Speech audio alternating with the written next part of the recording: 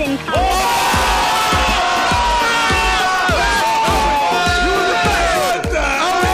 State of always.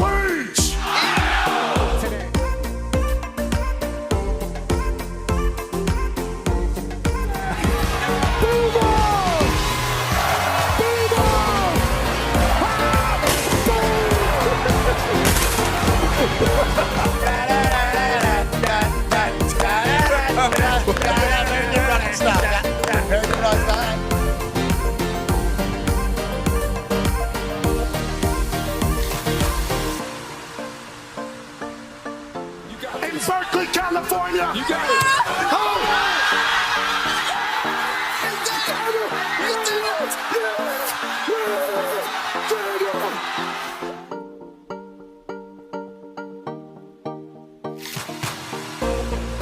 This one's for three.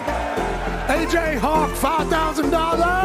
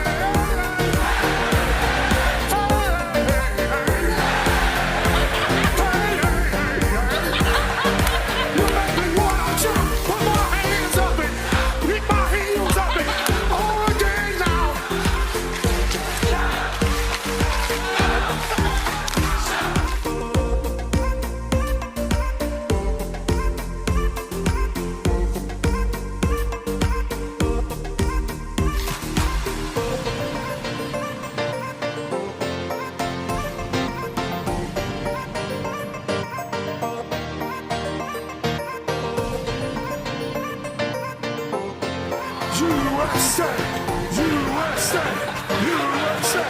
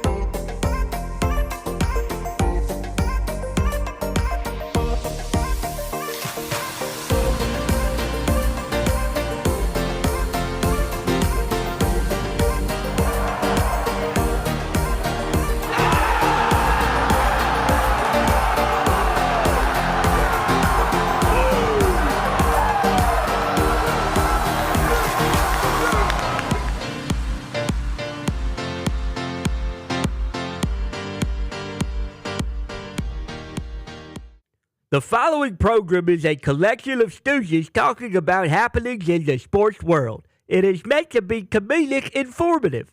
The opinions expressed on this show do not necessarily reflect the beliefs of their peers, their boss, or ESPN.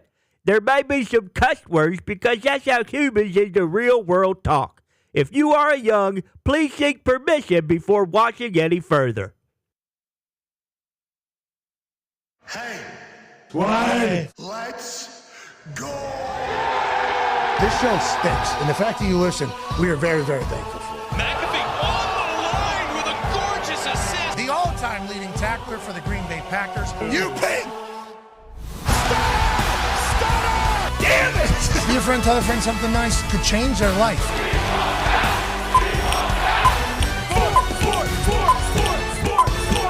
Hello, beautiful people, and welcome to our humble abode, the Thunderdome.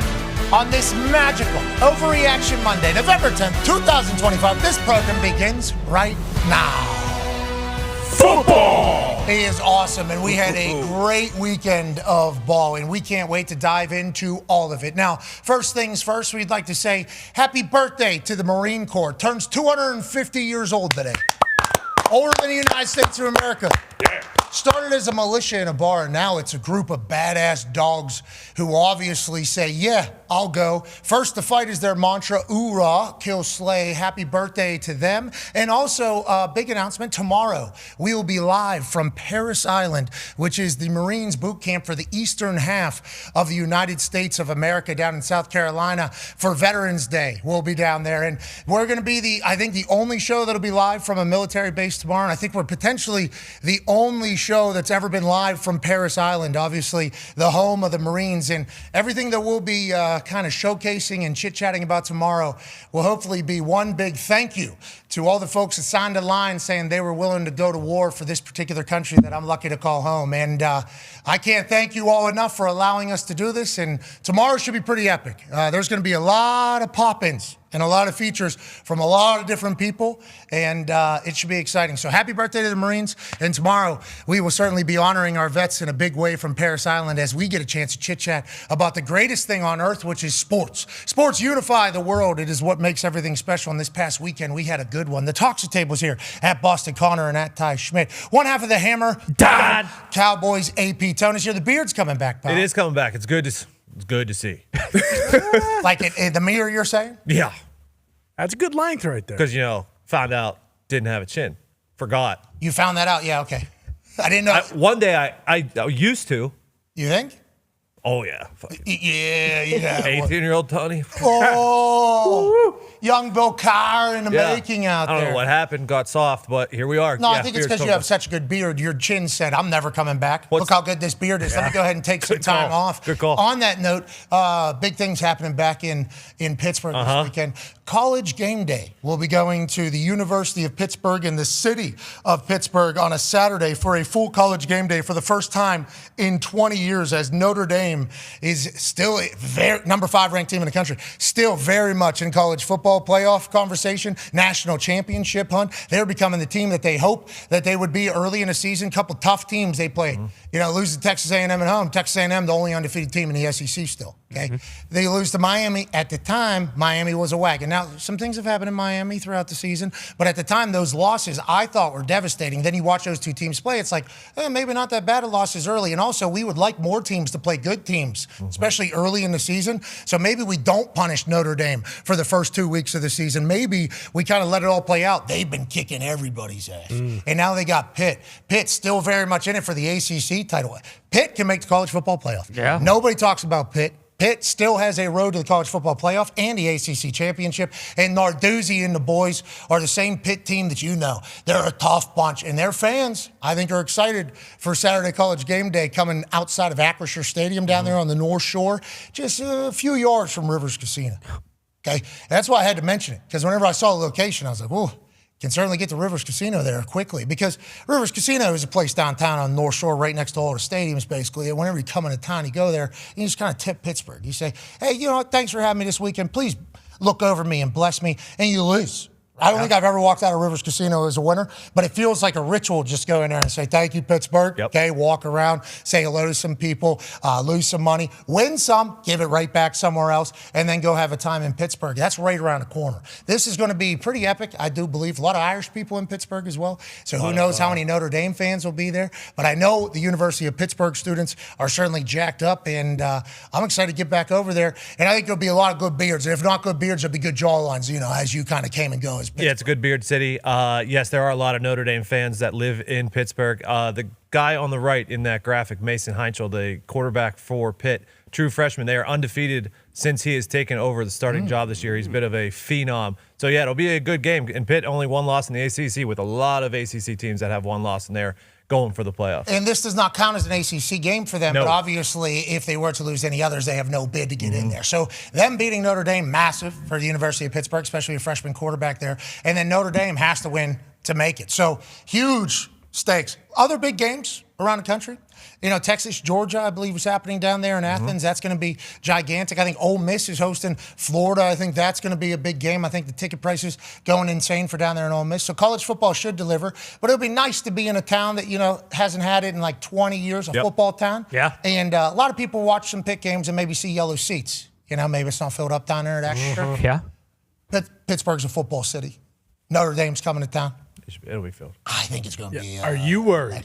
Me? Yeah, about the WVU Pitt ties. Yeah, there. the way it was worded there by the social media post. Yeah. Pat's coming home. It's like, whoa. Pittsburgh is home. Pitt, definitely not. No. I mean, just like not at all. Complete You've opposite. had good times in Oakland? Yeah, certainly. We all have. I mean, I think I've probably had more good times in Oakland than most of the people in school probably right now at the University of Pittsburgh. Obviously, I have a lot of friends that went to Pitt, being from Pittsburgh. But yeah, in the whole sports thing, who won the backyard brawl this year? Okay, so I'm going in there in a good spot, but they certainly have some things that they can certainly say to me as well. Yeah, I'm excited for it. I'm excited for the job. I'm just pumped, just like with Texas Tech at Lubbock. I'm excited to go to a place that hasn't had it in a long time. Mm-hmm. You know, like learning about new places, new Lubbock was traditions. awesome. Like Lubbock was insane, dude. They were so nice to us. Like they were very, very thankful we were there. Very appreciative. Everybody. I mean, Joe McGuire comes on. They bring a damn horse inside. Yeah, Yep. Centennial champion. That's just right on the show. That was sick. Let alone like everything else that was going there. It was like they were so thankful and hospitable, and they wanted to showcase the world. Like, yeah, we love ball here. Like that's basically what they wanted to do, and it was an honor to be down there. And it lived up to the hype. The Texas Tech fans. There were signs that were saying like Mormons versus alcoholics. Like they were like proud. Yeah. Like, hey, we can hammer some drinks around here, and they certainly did. It's great to catch up with Danny Amendola. He was around there. Got a chance to meet all the people that have kind of pieced this entire thing together. And they were all incredibly kind. They love ball down there. And they got the team and the money behind them and the community, I think, to be special for a long, long time. They get a huge win over BYU in the Big 12 race, and Texas Tech is for real. But it was nice to, kind of experience new college football stuff. Yeah. For me, just selfishly, sitting on the stage there, new to the entire world, it was cool to experience that and what they're about. And obviously, I know Pittsburgh very well, the city. I don't know a lot of pitch traditions in football stuff well at all. Okay, I know if Darrelle Revis catches a punt from me, he makes everybody miss, scores a touchdown. I know that's a tradition. Seems like I think he's potentially going to be in the building this weekend. Aaron Donald, I think, is going to be over there. He's getting his number retired. Yeah, I think Tony Dorsett is going to be there. I think bringing out the big guns. I think it's going to be this is not for game day. This is for the game. I don't know what's going on with game day yet, but yeah, there's a lot. And then let alone, I think Shady potentially. I think it was on an email where I saw the name. It's like, I think Tyler Palco is going to be there. Hold the phone. Yeah. You know? Yeah, I saw an email. I saw his name. Also got a message, I think, from Palco family. Say, hey, listen, as you know, He loves his team. Tyler Palco loves University of Pittsburgh. And just over 20 years ago, Tyler Palco threw for 6 touchdowns against Notre Dame. Oh, yeah. Tyler Palco with his sweet hair and incredible looks. And then, What's that? what do you do after that? What do you say on national TV? Drop the F-bomb on live TV. It was awesome. I still remember it like it was yesterday. Tyler Palco. So I think there's going to be, it should be an amazing weekend downtown, North Shore there. And I don't know if it's just going to be Pitt people there. I assume the city's going to show up, but I think there's potentially a lot of Notre Dame people that are going to come through as well. So it should be a pretty electrifying environment. Notre Dame's always been good at College Game Day since I've been on it. Every time we go up to Notre Dame, it's like the biggest crowd of all time, and their fans are literally everywhere. So I think Pittsburgh has a chance to be epic this weekend, and we're going to be showcasing local food as well. Only the best. Which That's what happened to your chin. That's what happened to your jaw. When you started slandering good things from the city of Pittsburgh, I've Pennsylvania. never done that. You did. That's when your jaw said, did. I'm not going to be a part of this, and quit. That's when your jaw quit on you. You need to know that. Things were a little too good around here. I had to stir it up a bit. Well, all right. Rudy Subs will be obviously hot Okay. this Nice. weekend. Cannot wait for that. And maybe a couple other Paisanos foods make some appearances in there. It should be a great weekend. Zoles? Stop. Anything but roots. That's a good question. There's OG, perhaps? Anything but roots. Neither of those places exist. Hold on. Please. Wait, I'm not saying that. Please. I'm not saying that. Whoa. 9-year NFL vet, a man who has a good football brain, but clearly. Those things. Maybe it was the fact they came out of Caboli's cargo shorts, but Yeah. Eating out of Caboli's Nature's microwave, he called his cargo shorts, his pocket that was sitting there for 4 hours, is when it's a bad thing. You need to change your tune right now when you're talking about Rudy's. Because this no-jaw having guy started saying it the other day. The city of Pittsburgh started reacting. Now you're starting to throw it in there. what did the city say? What? Did they agree or disagree? Well, there's a couple notable mouths over there in Pittsburgh that said, excuse me, maybe Tone's on to something. And I was like, no, he is not. I don't know if I don't like this. This is what's wrong with modern society, okay? Everybody wants to be a part of something, even if they don't believe it. They just want, I do want to be a part of something. I'm going to lie completely. Tone started this thing. Foxy spotlighted it, amplified it, okay? And then you got people saying, you know what? Yeah, I've been thinking the same thing. Jumping on board. I'm like, no, you haven't. Yeah, Rudy Sub is the best subs in Pittsburgh, and we will certainly all be enjoying them. Can I say something real quick? Weekend. I just want to say something real quick because Connor said it. I looked it up. There's not one Fazoli's in all of Pennsylvania. Okay, well then. We knew that. Nor should there be. Okay, let's At move least along. Booger the Bet Bowl. Let's move along, okay? Pittsburgh, the only thing we need to be talking about is the Steelers, am I right? What up, Steelers fans? They can't hurt us anymore. A 9-year NFL vet, Darius J. Butler, is here with terrible food takes and incredible football takes, and that's what he's here for. You look very cool. The hat, I don't know what's going on. What's wrong? Lost and found? It's always race season. The hell's baby. that? What is that, Foxy? Hey, I we're don't coming like to that. the end of a great season, boys. All right? We're right in the middle of it, actually. We got 8 more weeks. No, the F1 season, the pinnacle. Obviously, football is the real pinnacle, but this is the pinnacle of motorsport. Yeah, they're doing it right now? Oh, they are doing it. When? They just did it in Brazil. Yes. Now, I don't have YouTube TV. I guess I can't You say gotta it. get That's a F1 shame. TV. All right, let's F1 move along. TV. You gotta get Ladies, what's that? F1 TV. Oh, they're trying to gouge your fans? Okay. I don't like that. I don't like that TV. at all. Okay, let's move along to a sport. Congrats to G1 having a great season. Absolutely. Lando took the lead. Nobody saw Took the it. lead. No, who won? Lando Norris. Again? Max Oh, Verstappen Lando, had this guy cheats an every unbelievable time. race, though. Also, do not pass on congratulations.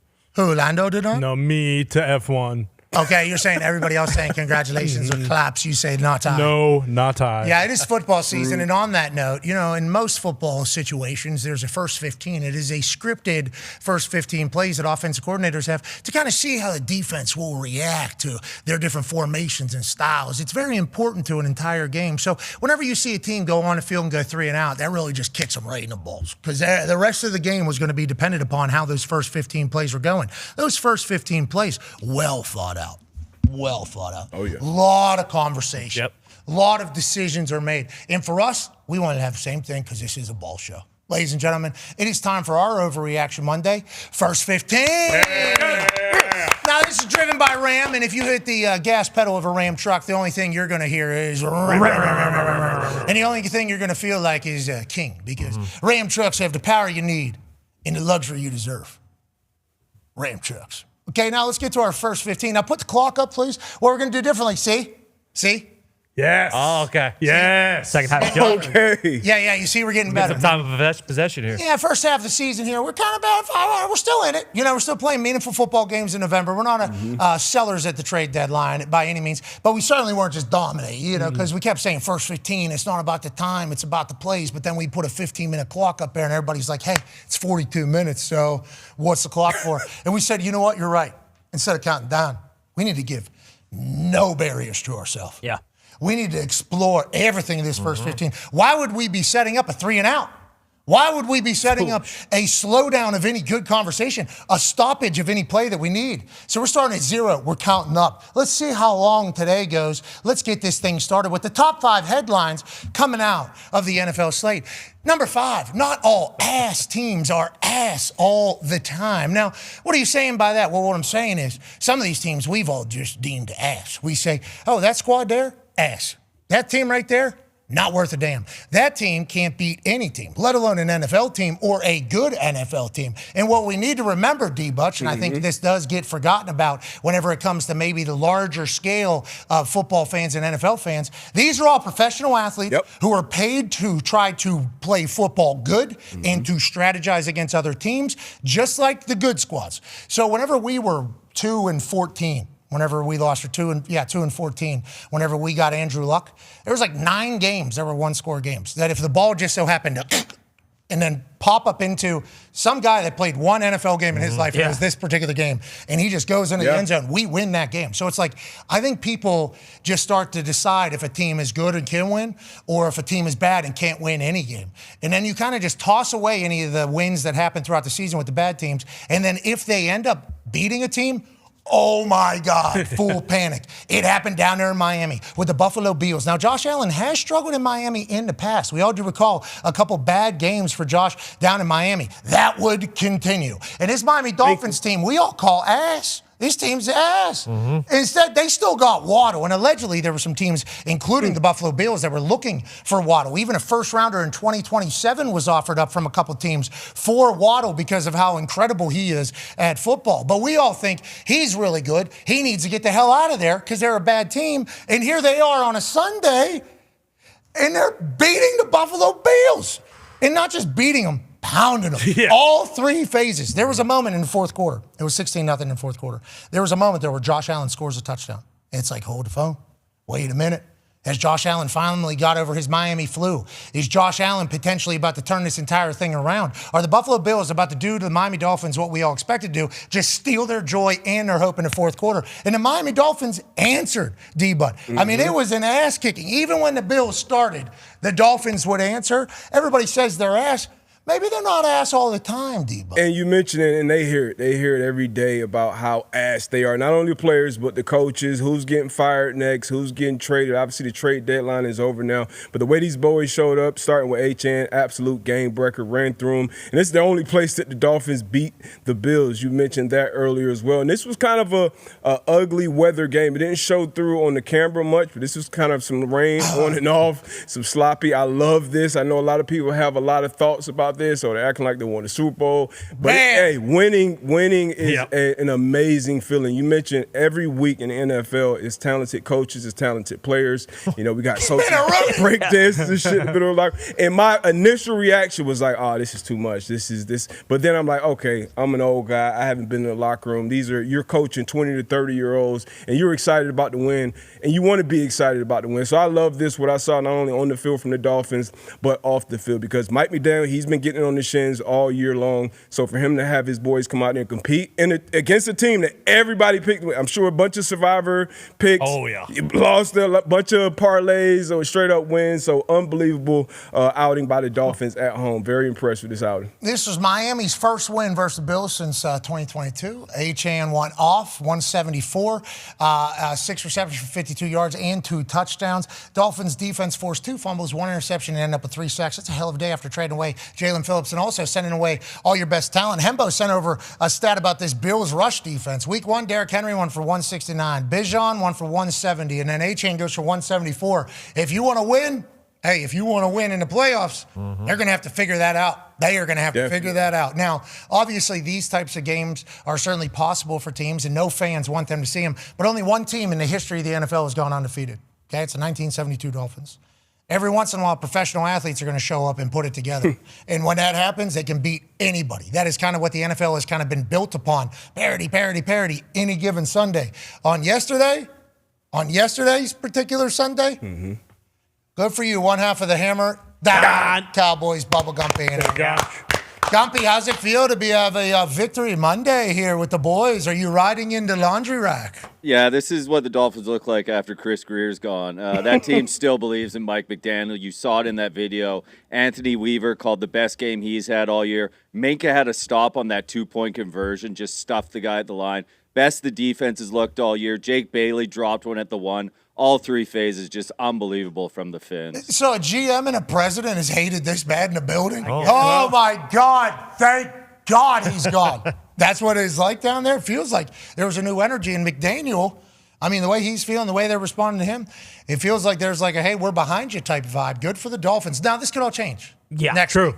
This could all just be, take it in, boys. Yeah, it's a good week. Take it in, boys. Or But they this win is out. the NFL. We'll see. This is literally the NFL in a nutshell. And also, down in Miami, later in the year, we got snow on the ground out here. Going down into Miami, the humidity, that also plays effect. And also, there is a Miami flu. We've all been down there. There's a lot of distractions. That's why we think it's going to be hard for the Dolphins to win. Other teams have also struggled down there as well. I mean, like Minka Fitzpatrick bringing it. I don't know if that was his first game as a Miami Dolphin, but I know he's been out for a little bit, him being back. And then, I mean, Ty dropped a bar about Jalen Phillips being out of the building. Like you would assume, trading your best player, Jalen Phillips on defense at least, there might be a little bit of a, fall off, but like not at all. If anything, though, you just said it. That was the best their defenses looked. Yeah, congrats to the Dolphins, get a big win. And to the Bills, okay, these types of losses open your eyes to what's possible in the bigger games down the road. They're going to have to get that fixed. And then you go to the NFC South. Who's ass down there? Saints. Well, who's not ass this year, maybe? Panthers. Good football team. Winning record. Had one. Saints, Tyler Shuck, 75-year-old rookie Yeah. out of Louisville. Dog. Absolute beast. I think he had no turnovers or something like that. I forget, he had a bunch of rookie records for how he performed. Kelly Moe might have a guy. And when they drafted him, I think it was like third round or something like that. Whenever they drafted him, they forgot. They acted like this was a starter. And everybody was like, well, if this is your starter, why wouldn't you draft him early? It was like, well, we knew what his value was. We knew how people viewed him. They liked him very, very early. He gets a win over the Carolina Panthers. And a team that's 1-8 somehow beats a team that's 5-4. And 1-8 team, we all said was ass and we're dead. They get a huge win over the, kind of new favorites around town. We're not doing the pumps anymore. Nope. We're not doing any pumps anymore. Hey, all right, we're out of here. Got a message from Keegan. Canales is talk of the town. Rico Daboll might be the best player in football. All of a sudden, Carolina is up and to the right in a huge way. And the New Orleans Saints, just like their location on the map, nobody was talking about them way down there. No. Nobody. Hey, who are the ass teams? Well, the Jets and the Saints. They're real bad. Yeah, they're the ones that we're talking about, like with a college football team. Now, I don't think any of this year's college football teams, well, maybe this Ohio State team. Honestly, we have no idea. I mean, there's a chance they're the greatest of all time. If they go through college football playoff the same exact way that they've been going through this season, there's a chance, and there is a chance. People are going to do that. Ohio State could beat NFL team. No chance. Never could, by the way. That is not how it works. That is why people kind of get confused about how good NFL talent is. But the Saints would have been the team that was in that conversation whenever people started doing that later, if the Ohio State kind of runs it. Them getting a big win is indicative of hey, when they show up, any team can be great. Once again, another coach having his boys ready to go. Tyler Shuck, he was past the job. He earned the job, won the job over. I guess Spencer probably played himself out of it, but he showed up. Chris Olave, another guy who was loud on the trading block, he showed up and had a big game as well. In both of those games, the Dolphins, Bills, and then the Saints, Panthers, divisional games. So you notice whenever records, you got to throw those out the window when you're playing a team and a coach that's very familiar with those opponents. 8 minutes in, still on the first one. Yep. Maybe we should have had the clock counting down instead of up. Tyler Shuck is the first Saints rookie quarterback to win a game since Dave Wilson in 1981. He was good. Zach Wilson's Poppy. Yeah. Poppy's Poppy. Oh, okay. Yeah, I think he was potentially fodder's what? fodder Sure. type thing. Arch had a tough time there with the Aints for a while. They did. Yeah, they weren't the best football team. Arch the dog, though. Oh, yeah. Everybody knows Arch was a dog. And, the Aints had some times. And then, obviously, Drew Brees, Sean Payton come in. They beat a team in the Super Bowl with that onside kick, started second half. They were losing at that time. There was a 22-year-old kid that was on the other team that thought he was getting a Super Bowl and didn't even know how to do his own job and didn't really have to contribute much, but got an A on the paper like he was Tyrese Halliburton at the Olympics. Instead, onside kick, pick six. We ain't ever going back. Hard times, brother. But good for the Saints. Yeah. Little baby with a headset on. Oh, yeah. I walk into a locker room, contributing nothing. No ability to save game either at any time during that entire thing. Kind of a spectator, if you will, but would have got a ring. Walk in there, devastated. Boy. Can't imagine. The most positive people I've ever seen in my life. Ruined in that locker room. And I didn't fully understand what was happening. We'll be back next year. We weren't. Year after that. No, we're almost completely defeated. Then all my friends were cut. GM was fired. And we had Andrew Luck as quarterback. Mm-hmm. And what do? We're back. We started fighting back. Made the playoff. Oh, yeah. Made the AFC Championship. Yep. Oh, my God. Then we did. And then what happened? Then we did. What happened in Then I there? retired. The AFC title again? How was it? We got cheated. Yeah, their balls. Still an investigation. That's why Andrew retired. This is the balls Patriots are using. Yeah, exactly. This is balls Patriots are using. That's what Bill Nye Science guy told me. Yep. That's what Bill Nye Science guy told me. But nonetheless, really hard to make Super Bowl. Saints win Super Bowl, finally. Hey, here it is. And then kind of all goes to hell. Yeah. This year's supposed to be hell. Absolutely. But not all ass teams are ass all the time. Exactly. That's number 5, 10 minutes. Oh, yeah. It's got number 4 headline coming out of the weekend. NFC favorites fornicate. The 4 o'clock slate. Yeah, we all saw it. Let's go to our nation's capital. Detroit Lions pounded Washington. I mean, just pounded the Washington Commanders. At one point during this game in the third quarter, the President of the United States was in the booth, and the Washington Commanders scored, and his first reaction was, that's good for ratings, right? That's good. This is actually kind of a game now as opposed to what it was. The Detroit Lions with Dan Campbell calling plays were exactly what the Detroit Lions last year with Ben Johnson were calling plays. He had glasses on. I guess it wasn't easy to tell from watching the game that he was certainly calling plays while he was actually talking, and Jared Goff was nodding his head like this, and then Johnny Moe up in the booth wasn't saying really anything, but I guess we didn't know for sure if he was calling plays. Turns out he was, and their entire offense is good, and their defense, incredible. Kelvin Shepard, defense coordinator, first year, former teammate of ours, obviously now running the show for Detroit on defensive side. Might be in the running for that LSU job. I don't know if he wants it. Obviously, he just got defense coordinator job in the NFL. That is a huge deal, one step away from an NFL head coaching job. I don't know if I've not directly asked him, but LSU, Kelvin Shepard could be possible. So the Lions could be dealing with another turnover of a coordinator, which was the entire question going in. New offense coordinator, he's Dahn. Dan Campbell's now calling plays. So basically 3 offense coordinators in about 2 years, right? If you go Ben Johnson, new Johnny Moe, and Dan Campbell. Defense coordinator, obviously 2 in 2 years, and they're still dominating, and they're still at the top of the NFC, and they're still ruining a 4 o'clock slate. What did you learn yesterday from the Detroit Lions? Oh, you know what? I'm going to be honest with you. I didn't learn much. I knew they were a dominant team. I felt like the Detroit Lions are a legit contender to win it all this year. Jared Goff just kind of ho-hum, another great game by him, over 300 yards. You got Jahmyr Gibbs going. He had a big day after having a bad outing last week against the Vikings. And then J-Mo made some noise a couple weeks ago. Was some noise around him, should I say, about him not getting the ball, not being used in the offense. And Dan Campbell made it a point to get the ball, probably in his first 15, to get the ball to number 1, and he made good with it. So he got targets. He made his big plays. But, yeah, we know they are offensively and defensively. The Commanders are just so bad. So it's I didn't learn much. There's a team that's ass. This was the outcome that was supposed to happen, in my opinion. But not ass all the time, which is why they're and Marcus Mariota will do his thing. If they put it together, good team. But if not, they look like they look, and especially against the Detroit Lions, you're ready. Foxy, there's some Hembo stats here about the Lions offense through 9 games, and they make a change at the offense coordinator position.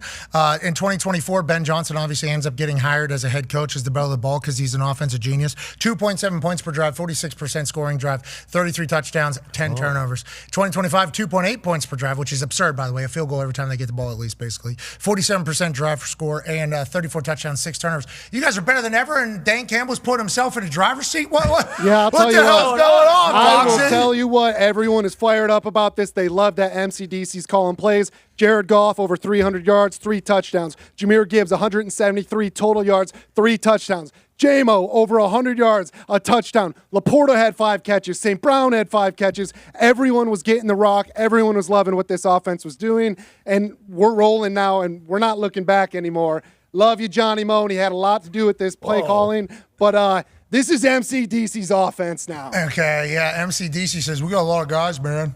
We got a lot of guys, a lot of mouths to feed. Everybody's coming in my office on Monday saying, hey, Baltimore. You know what? I will.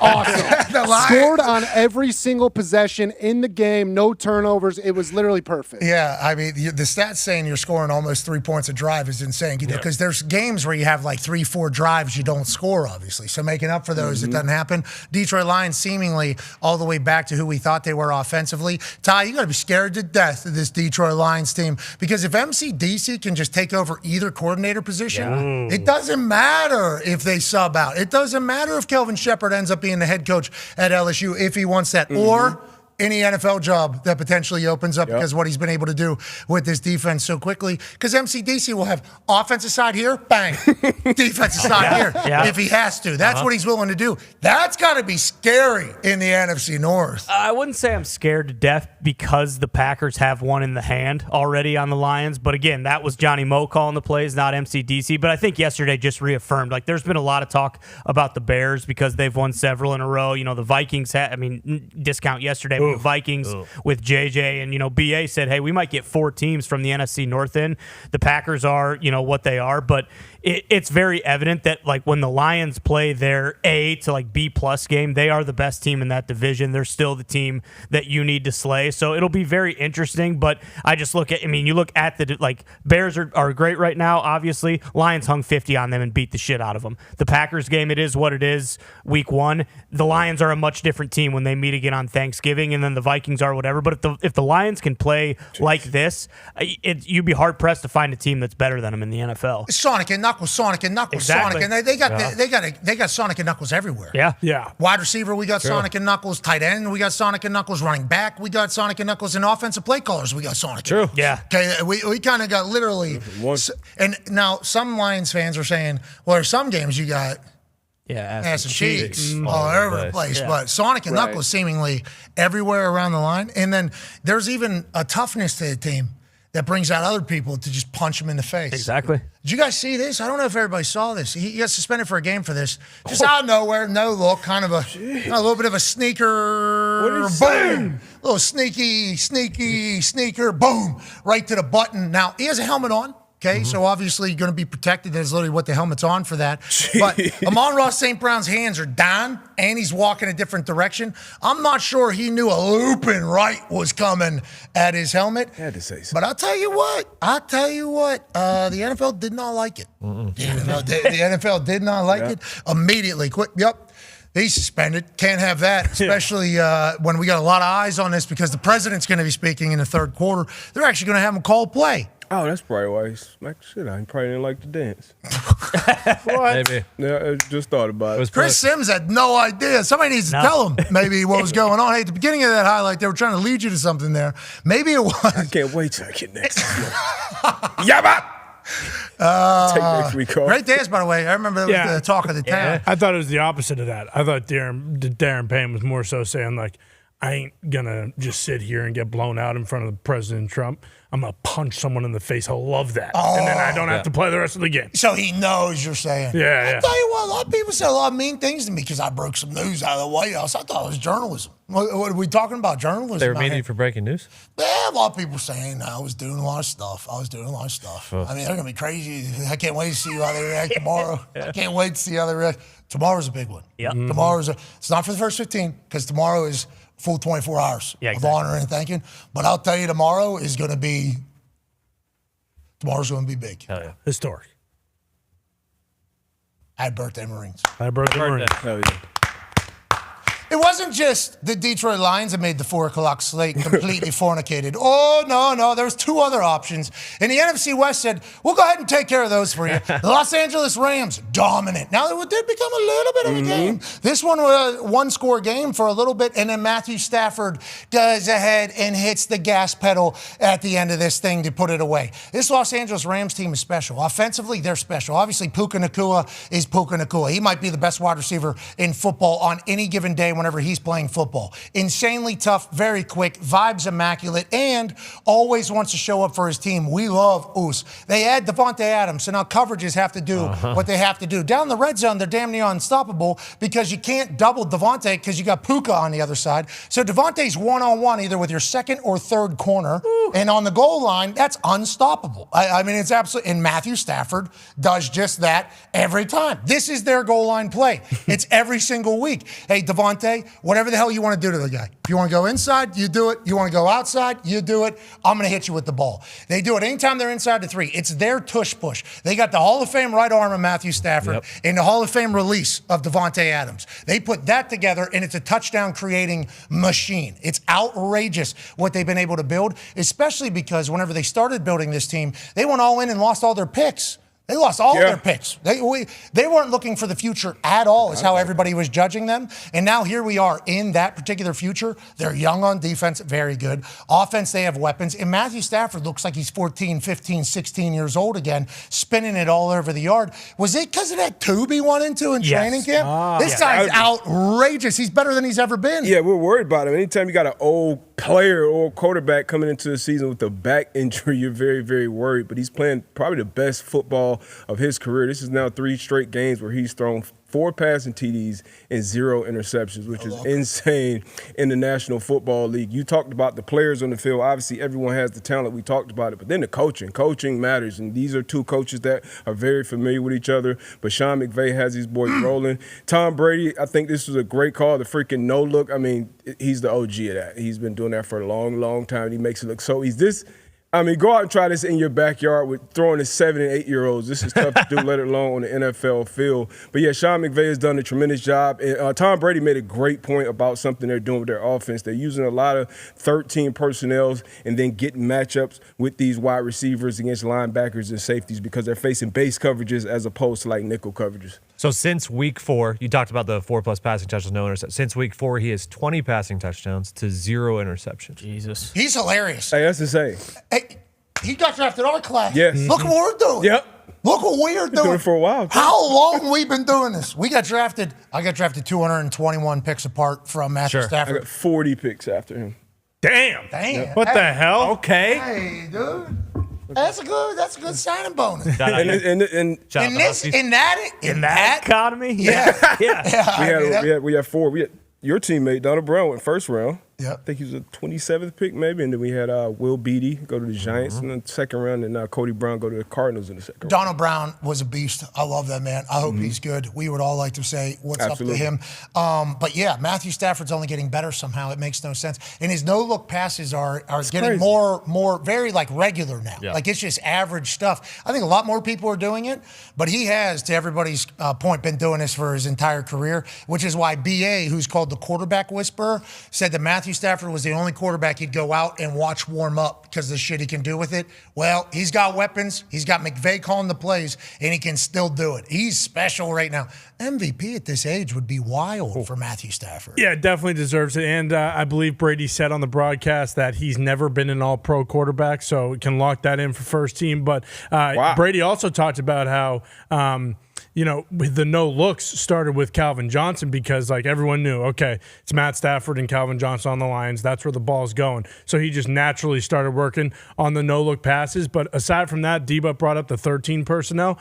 Like now that they can just roll out 3 tight ends, Higbee, Ferguson, who was their second round pick from Oregon, and Parkinson, who scored that touchdown there. Like they can legitimately beat you on offense. And I don't know how you can game plan for it. Hey, let's talk about another team in the NFC West that can win it all. The Seattle Seahawks team is hilarious. Jeez. Yeah, real deal. They are so good. Good football team. And we thought the Cardinals were good. We liked the Cardinals. Yeah. Hey, the Cardinals might still be good. They had a couple touchdowns they put up there. This was a boat race early. This was a lot of points to no points in Seattle. And Jackson Smith and Jigba gets on the board early. I think he went down for a little bit. Something happened to something. Oh. Yeah, I don't remember. It was late in the thing. I think I saw a photo. Maybe not.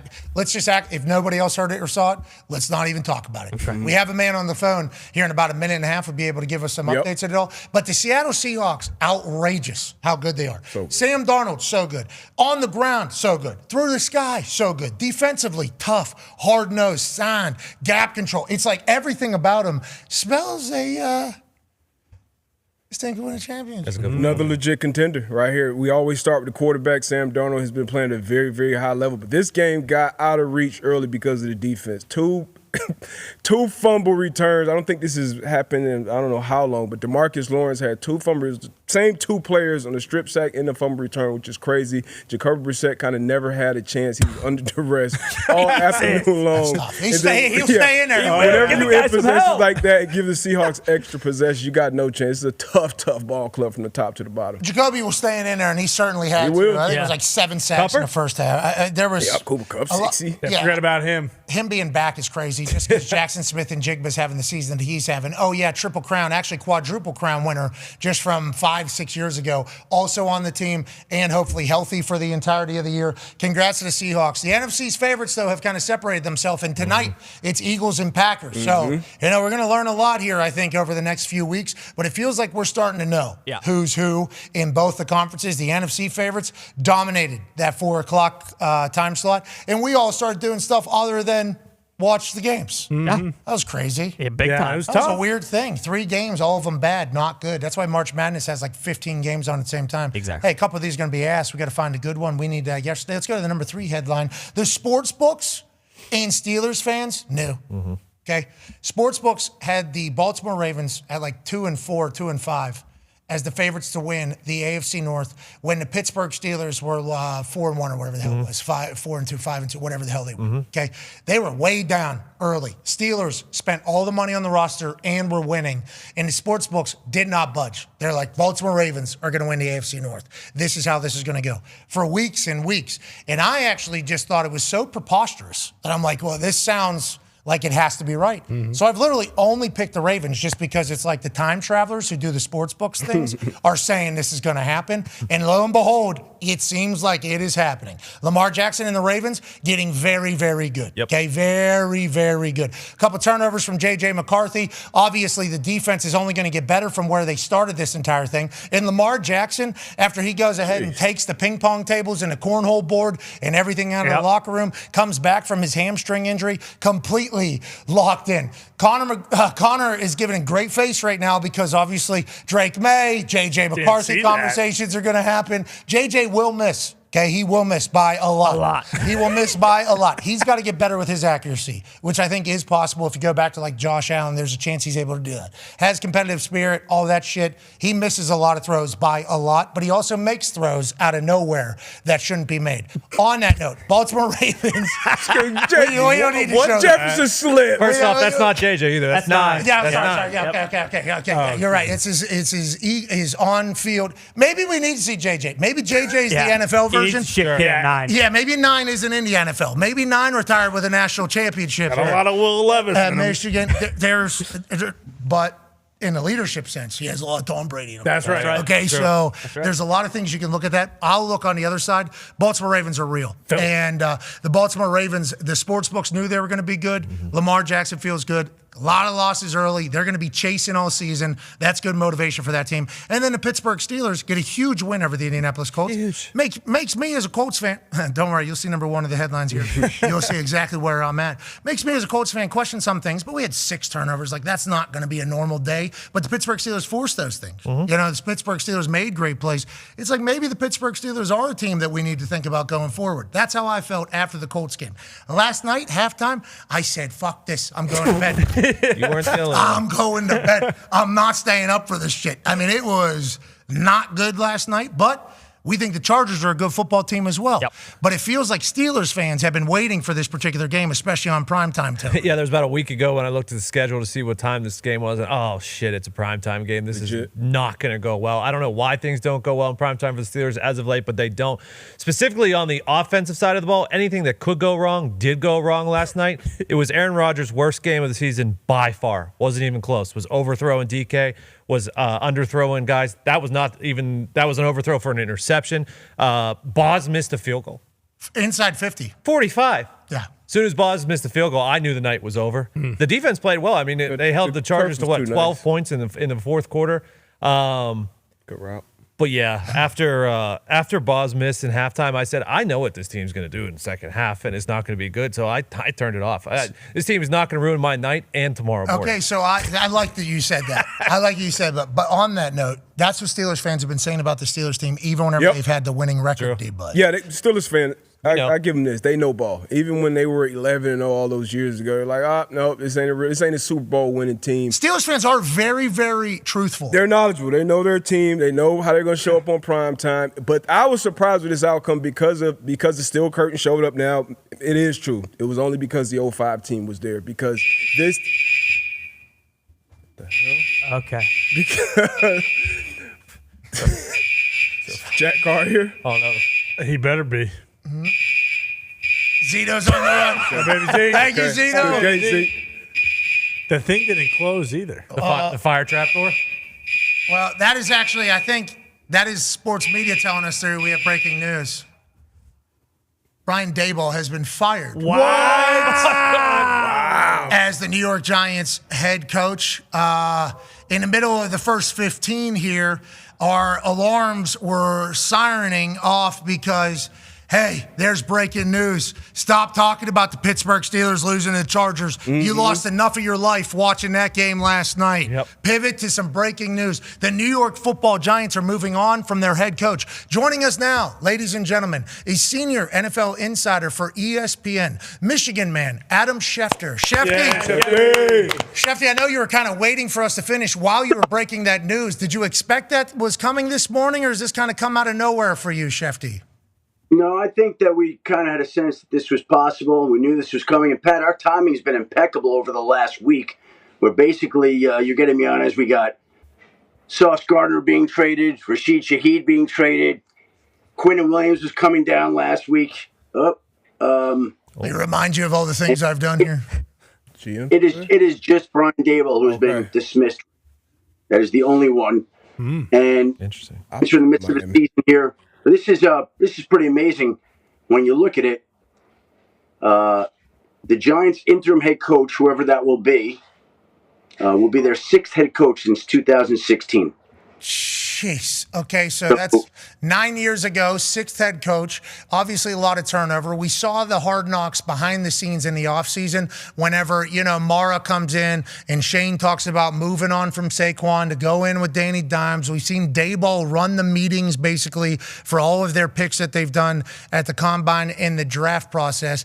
Daboll knew this was a make-or-break season. Is that why he potentially wanted Aaron Rodgers maybe as quarterback, Russell Wilson as a quarterback, Jameis Winston as a quarterback, like a veteran quarterback to be able to go on a run?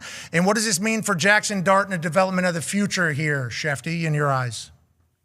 Well, I think here's the deal. Jackson Dart has been evaluated for 4 concussions this year. 4. And so the biggest thing this team can do is make sure it's protecting its quarterback. We've got a quarterback that has been evaluated for 4 concussions. We've got a team that has blown double-digit leads in 4 different road games. They are the inverse of the Chicago Bears. They've been in position to win all these games and haven't gotten it done. And I think that at some point in time, you make the decision that we're not going to move forward with this guy. I think this is a team also that puts so much money and time and investments and picks into its defense. And the defense is one of the worst in the league right now.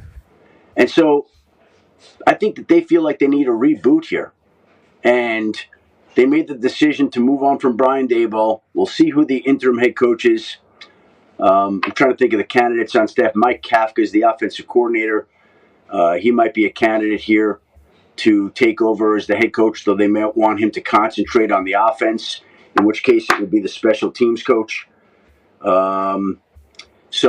But Brian Daboll becomes the second head coach let go this year following Brian Callahan in Tennessee. You talk about the defense and having all these players supposed to be good and being dreadful, then it makes you automatically go to Shane. So Shane, they're not moving on from Shane right now, you say, the general manager. Do we think Not right now. I'm told that Brian Daboll is the only one. I think it's fair to assume that when you're firing the head coach, everybody is going to come under review. Everybody. What they do with that, we'll see. That'll be up to John Mara, Steve Tisch, and others. But obviously, they felt like this was a move that they had to make today. Okay, we appreciate the insight, and thank you for joining us here immediately. We've talked about a few things in this top 5 headlines. Do you mind if we go to number 2 right now while you're on here?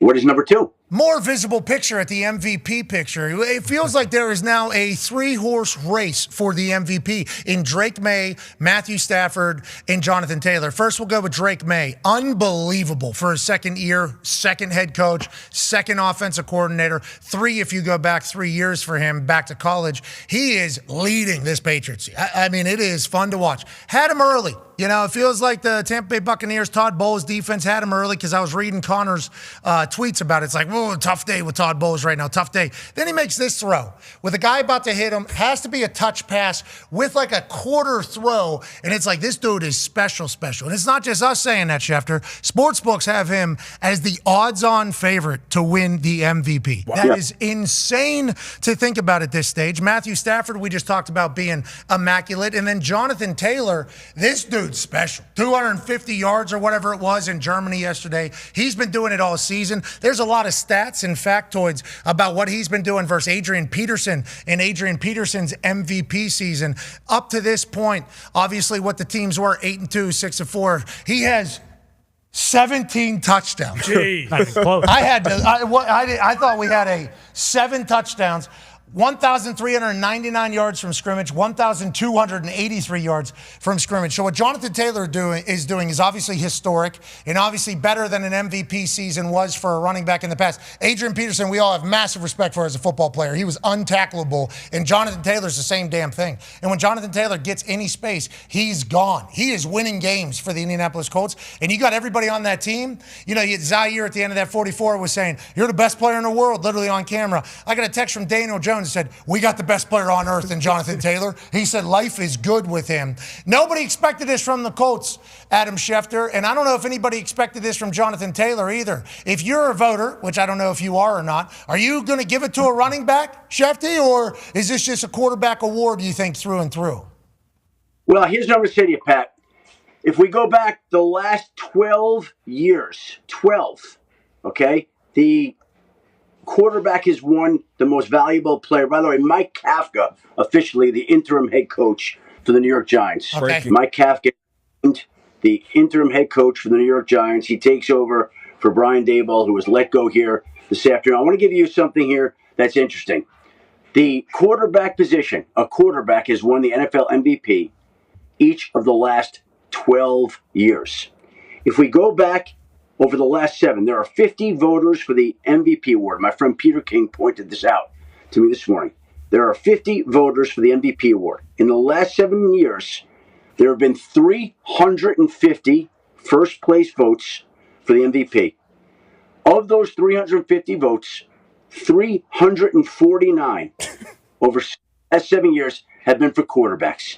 The only single vote in the last 7 years not for a quarterback was for Cooper Kupp in 2021. Other than that, a quarterback has gotten every first place vote for the MVP award. So that tells you that Drake May, Matthew Stafford, Patrick Mahomes, Josh Allen, Sam Darnold, they're in the lead. However, saying that, I am not a voter. I'm glad I'm not a voter, but I guess I'm not, I've never been asked to be a voter. I have not been a voter since I was younger. Those privileges were revoked. My Hall of Fame privileges were revoked when I was in NFL Network. They never gave them back to me. I guess I can make fun of it now. Nobody ever gave me back. And there are a lot more. There are a lot of people out there, Pat, that know the game way better than me. So they don't need my vote, and they don't need me to vote on the Hall of Fame either. Of course, there's a lot of people, a lot more than me. Oh, jeez, the fire truck's outside.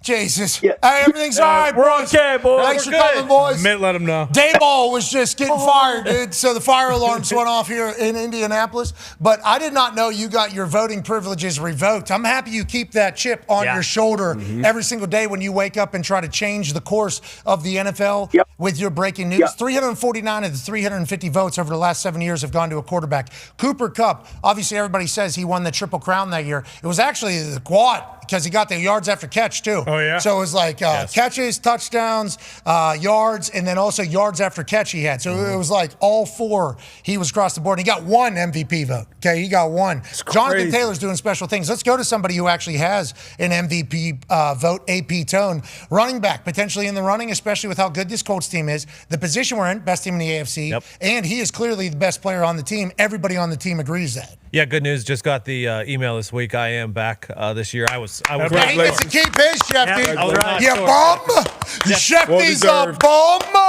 Shefty, you can send me your list. Maybe I'll take it into consideration or not. But yes, Jonathan Taylor and a running back should always be considered when you're having a historic season like this. It doesn't have to be just a quarterback award. It's not named a quarterback award. So yes, if Jonathan Taylor is the most valuable player, he should win the MVP award. Drake May, odds-on favorite to win the MVP. No Patriots fan. Go ahead. I'm sorry. Well, that's what I was saying before I got in a little bit of a riff. I don't know how you don't give the award today, November 10th, to Jonathan Taylor. The guy's had 4 hat-trick games. 4 games where he scored 3 touchdowns each. He, right now, is on pace to do things that very few running backs in the history of football ever have done. We're talking about a historic season. Now, again, there are a lot of games left, but look at the production. Look how it compares to when Adrian Peterson won MVP. Good hosting. John he's only scored 10 more touchdowns than him at this point, right? Oh, yeah. 10 more, right? Yeah. So, yeah, that's what it's again, Pat, if I did have a vote right now, I would vote for John, but I don't have a vote, so I can't. Okay, yeah, we understand. You got it revoked. Once again, not getting it back. Tone said he will listen to any ideas, but obviously he has more sway than you. He still has to vote for good reason. But let's go to the odds-on favorite right now because of everything you just chatted about. I think everybody just assumes, including sports books, inevitably at the end of the day, push comes to shove, whenever it's time to vote, they'll say the person that's touching the ball every single play is the most valuable position. That is normally the argument. It's not the most best player.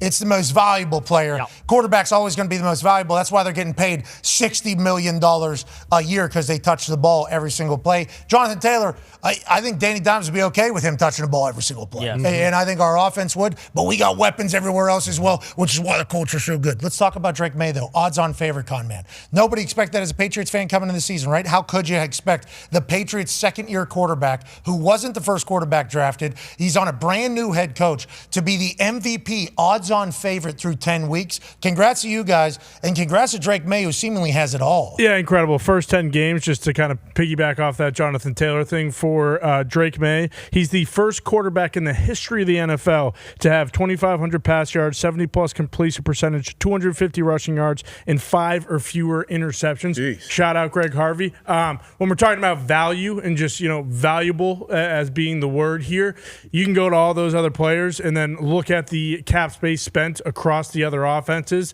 I mean, it's not even close. Drake May would be most valuable. I think Matt Stafford's most deserving, though. Okay, and the number one story of the weekend is the Colts are going to win the Super Bowl. Hell yeah. Colts going to win the Super Bowl. Congrats to us. A huge win. We got about a hard out here in 1 minute. This came quickly. 42-minute first 15 here. Shefty, Eagles-Packers tonight. Literally 1 minute we have. What should we be thinking about? I knew you did. I got you. Step out of the way, Pat. I got you. I think we're going to get Nolan Smith back tonight for the Philadelphia Eagles. I think he'll be activated by 4 o'clock. Jair Alexander did not make the trip for the Philadelphia Eagles, not going to play against his former team. And this is all about the tush-push tonight. The Packers were the team that proposed banning it. We heard Micah Parsons last year with the Cowboys talk about the fact that it was a terrible play. Now the Eagles are going to get a chance to take their tush-push and shove it up the Packers' tush-push tonight in Green Bay on Monday Night Football. You're the man. Way to tush-push your way right through that. You're the best, Adam Schefter. Shefty looked good. Breaking news on the show. We appreciate the hell out of him. And that's first 15, ladies and gentlemen. Good work, boys. It's also their first hour.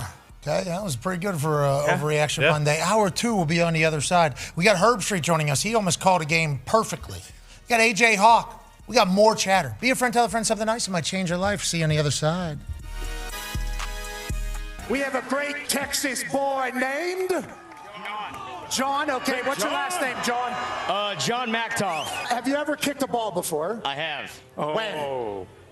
Growing up, I played soccer. In high school, I kicked kickoffs and onsides. Okay. Oh, my God. All right, so I've never met anybody that just kicked kickoffs and onsides. Does that mean because you couldn't hit the broadside of the barn with the football? So my junior year, I missed an extra point. We lost to the state champs by 1, and I was removed. Redemption comes today for you, John. Here's the deal. Redemption is obviously sweet. Hey, looky here. He's taking his shoes off. Okay, we're going barefoot. Okay, we got the Texas Tech Red Raiders cheerleader squad, which I believe is the best in the country as well. We got finger guns all over the place. We got phones everywhere trying to witness this moment that you will remember forever. Your kicking story doesn't have to end with a missed extra point, brother. It can end with one kick for $500,000.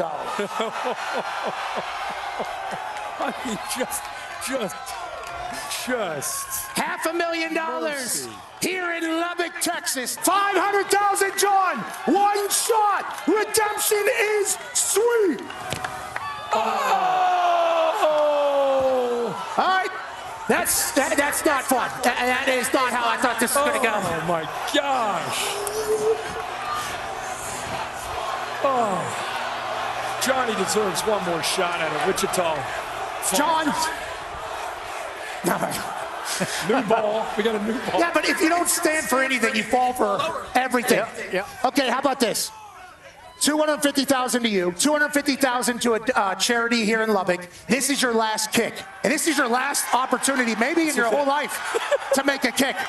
You played soccer your whole life. You've kicked balls forever. Swing through the damn thing and put it through the uprights, and don't let Stanford Steve wave this off. He likes to do that. Yeah, make this thing pure, John.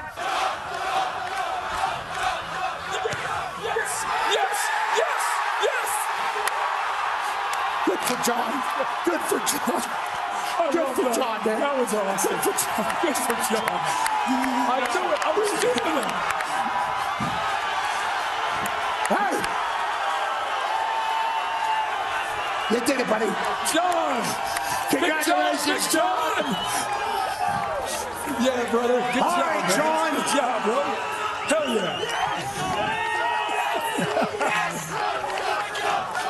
John, come get your big check that you need to take to a big bank because you just made a big kick to change your life. We're happy for you. The following program is a collection of stooges talking about happenings in the sports world. It is meant to be comedic informative. The opinions expressed on this show do not necessarily reflect the beliefs of their peers, their boss, or ESPN. There may be some cuss words because that's how humans in the real world talk. If you are young, please seek permission before watching any further.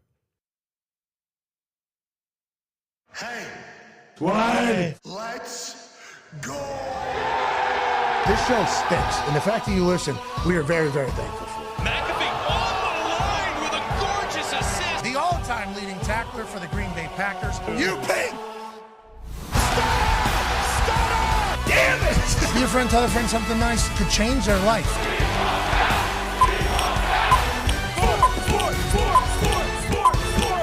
Hello, beautiful people, and welcome to our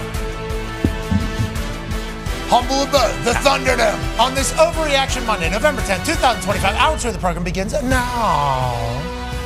Football! Happy birthday to the Marine Corps, and breaking news from the first hour, we will be live from Paris Island tomorrow as we honor and thank the veterans of this United States of America, as the only show that'll be live from a base tomorrow, I do believe, and also the only show that's ever really been live from Paris Island. Paris Island is the eastern half of the United States of America Marines boot camp. Eastern Mississippi, you go Paris Island. Western Mississippi, you go San Diego. Okay, this is where Marines are made. We actually, they actually have a sign that says, "We make Marines," that all the recruits during their final, on their way to the Eagle, Globe, and Anchor ceremony, walk under and hike through, and then they get to the parade deck, and then they're, officially made into Marines after a grueling 13-week boot camp down there, where it is everything you could imagine and then some, with drill instructors who are the baddest humans on earth, expecting perfection from 400 all the way to 2,000, I believe, hours. And every moment in between is perfection. We need it. And also, we need you to not be asking any questions and just go do the damn thing. First to fight are the Marines' kind of mantra. And tomorrow, we'll be very lucky to be able to broadcast live from their home. And it's going to be a special day tomorrow as we say thanks to the vets around the United States of America. And we're incredibly lucky and thankful that we're going to be able to do it. The Toxic Table's here at Boston Connor and at Ty Schmidt. Big one tonight, Ty. Big one tonight. Yeah, kind of a must-need. Almost a have to win this one tonight. I like that you went with the NFL Premium Plus Pro kind of. Love that. Tossle cap, if you will. Yeah. Even though it doesn't have the tossle. Beanie. Yeah. But it's a fold-up, though. Toque. Beanie, I don't know if Beanie has the fold-up, right? That's kind of the Beanie has the.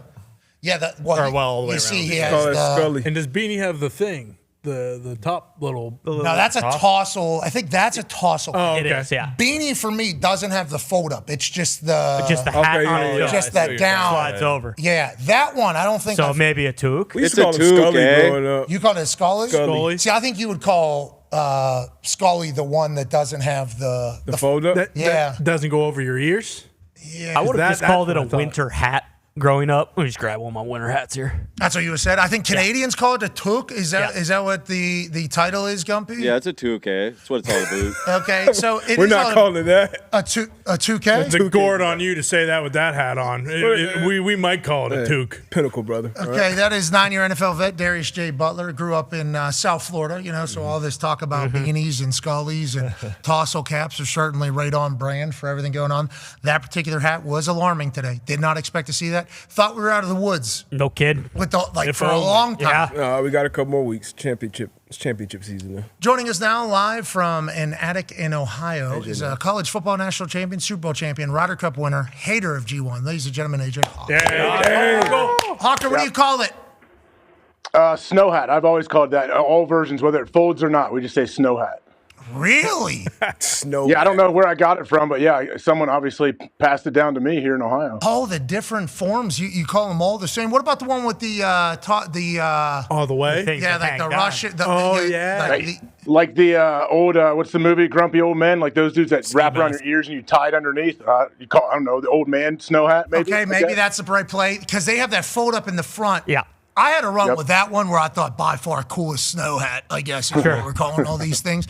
That one was the best. Have you seen that one? I have not. I don't think so. I just remember that, though, from with Pete Thamel was about to beat the shit out of Bruce. Yeah, he was trying to be low key. Yeah, he had beanie on. Yeah. He had Scully on, beanie on. There was no fold up there. Yeah. The one that goes over the ears, I think we should all think about if we get into another situation where we're calling a game from the sideline. I think we should all have matching ones of those. That's a good idea. There's like Eskimo hats almost. Inuit, yeah, for sure. I think that is what you would certainly do. And sounds much worse, actually. The proper name sounds much worse. That's what we called them, con man, growing up, for what it's worth. Inuits? I bet you did. Yes. No, we used the other word and used that hat, but that is what we called them growing up. Like you're talking about like Inuit brothers. Yeah, bingo. Exactly. That's Never heard exactly that. like Yes. that. What you talking Never about? heard that term. What? I've heard other terms. What, really? I'm not going to say it. No, I think, what are you talking about, though? All right. I just never heard Inuit brothers. Commander Brothers? Maybe. I think you can kind of tie ipso facto Guardian that brothers? entire. Joining us now, AJ, let's talk about some of the games yesterday. Now, Inuit's a great name, by the way. Yeah. I pitched for a hockey team named the Inuits, and I don't know if it's really a brand name, but we can make it that. Could be. Certainly be making the world a lot better, too. Eskimos, I believe, proper term is Inuit if you were to Google it. Sure. I believe that would say that. Nonetheless, legends, both of them. And their hats, the best. Oh, yeah. For good reason, because they got a... It's cold up there. I have seen that. You've seen those, right? Tuskegee Airmen? Oh. Yes. Yeah. That right. is what it is. Yep. I have seen. So you should wear those, maybe. Yeah, if we got another Ohio State game situation, absolutely. How about the Tennessee team when they came out shirtless? All of us from the North were just like, this is not the one to do that, brother. No. Do that. If it's like 40, 30, maybe that, we're negative right now. Yeah, your body's taking an actual damage right now. It is, you are what we say, in a bad position. I looked it up because I was just always a tossel guy. Apparently that's a Yinzer term. Tossel cap? Mm-hmm. It's good. See, that's what happens. Game day's going to Pittsburgh on Saturday. Obviously, Pittsburgh Steelers last night in primetime against the Chargers put the world to bed at halftime, probably, with the way that whole thing went. What are your thoughts on this Pittsburgh Steelers team? We had I think our number 3 headline or something was Sportsbooks and Steelers fans knew. Sportsbooks had the Baltimore Ravens as the winners of the AFC North weeks ago, whenever they were way out of contention in a lot of people's eyes, especially if you looked at the record and Lamar Jackson was hurt. Steelers were riding high. I mean, Steelers even get a win over Indianapolis Colts last week. I think the Colts best team in football in all 3 phases, so maybe Steelers are able to go. Steelers fans never really believed that they could do anything special. They felt like it was another year, ho-hum, how you going to do? The Steel Curtain being all the way back last week, putting up a good performance against Herbert, maybe indicates that they're going to be good down the road. Like, what do you think about this Pittsburgh Steelers team? Are they for real, or are the Steelers fans in sportsbooks right, you think, AJ? Yeah, I don't know. Like, I think I don't know how Steelers fans. I know Tone sometimes will lean negative when he thinks of the Steelers and what they're going to do, and he thinks like all doom and gloom. Like, here we go, he's going to write them off for the end of the year. I would never write them off. I still think they can put it together, but I don't. from the start of this game, even though they were in it for a long time, no matter how poorly they were playing, something was just off. It's one of those games. I don't know. You got to give the Chargers credit, obviously. Their defense, especially Ladd McConkey, this guy's awesome. But I don't know. The Chargers, I'm sorry about that. But Aaron, a couple balls are high. A ball, ricochets off old buddy and gets picked. Things like that happen, and they never really – a lot of times you can settle in and you'll get a rhythm, and they just never found that rhythm offensively. Chargers are a good football team, too. That is getting lost in the sauce. That's why it was a Sunday night football matchup. But especially after what the steel curtain did to us, because Joe Alt, he's out. He's hurt, and he's out for the season, it looks like, I believe. And they're a completely different team when Joe Alt isn't in that lineup. And I know we give a bunch of shit to the PFF. Did you see them? Ratings pregame, but I think we had 4 offensive linemen from the Chargers that were like 34, 35 of 36 in that starting lineup. So I expect, especially it was off insane. of the Steelers. It was insane. It was like center. Why did they want to put that? Of all time. Why did they want to put that on TV? We got to find the graphic because it was the worst I've seen, especially on the heels of the conversation we had with the ratings. But I was surprised for the Steelers to not show up. The Chargers ran the ball well. And obviously Herbert made some timely throwing catches, including Keenan Allen becoming the all-time leader. Congrats, Keenan. We love you, Keenan. We do. We're big fans of Keenan. Huge. First time goes to Chicago. Second time he comes back there.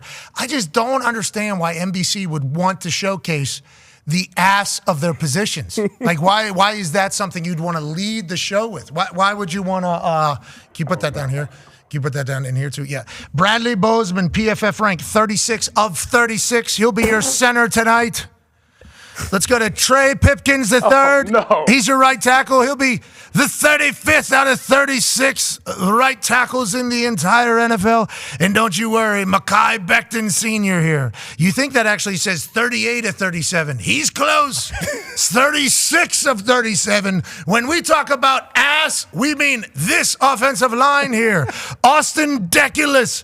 He is 38 of 38 possible tackles. That is what you're tuning in to watch tonight, folks. 35, 36, 37, and 38 of their position groups. That is what we want. Yeah, why would you even want to sell that? Wow. Like, why would you, let alone. If I'm the O-line coach, I would. Sorry. If I'm the O-line coach, I'm saying, hey, look what I we won this game. Look who I'm working with, even though he doesn't feel that way about his players. I'm sure he loves them, but it does make you think like, hey, look, I can coach anybody out here. I feel these guys, look what they're rated. Can we not find a stat for Deculus that makes, hey, this guy's 3-point stance looks cooler than everybody else? Just put mean cuss on the bottom. Deculus. There we go. Mean cuss. PFF stat. Mean cuss. Exactly. This guy, PFF stat, very new, doesn't have a lot of reps. His reps, not good, could be good tonight, though. Like, anything that maybe sells the I don't know why, and it feels like they're even more cemented in. Oh, without everybody has without a doubt, for sure. And that's certainly a part of a negotiation. I assume Chris Collinsworth has. You got to use PFF on. Oh, yeah. You know, it's probably a part of it all.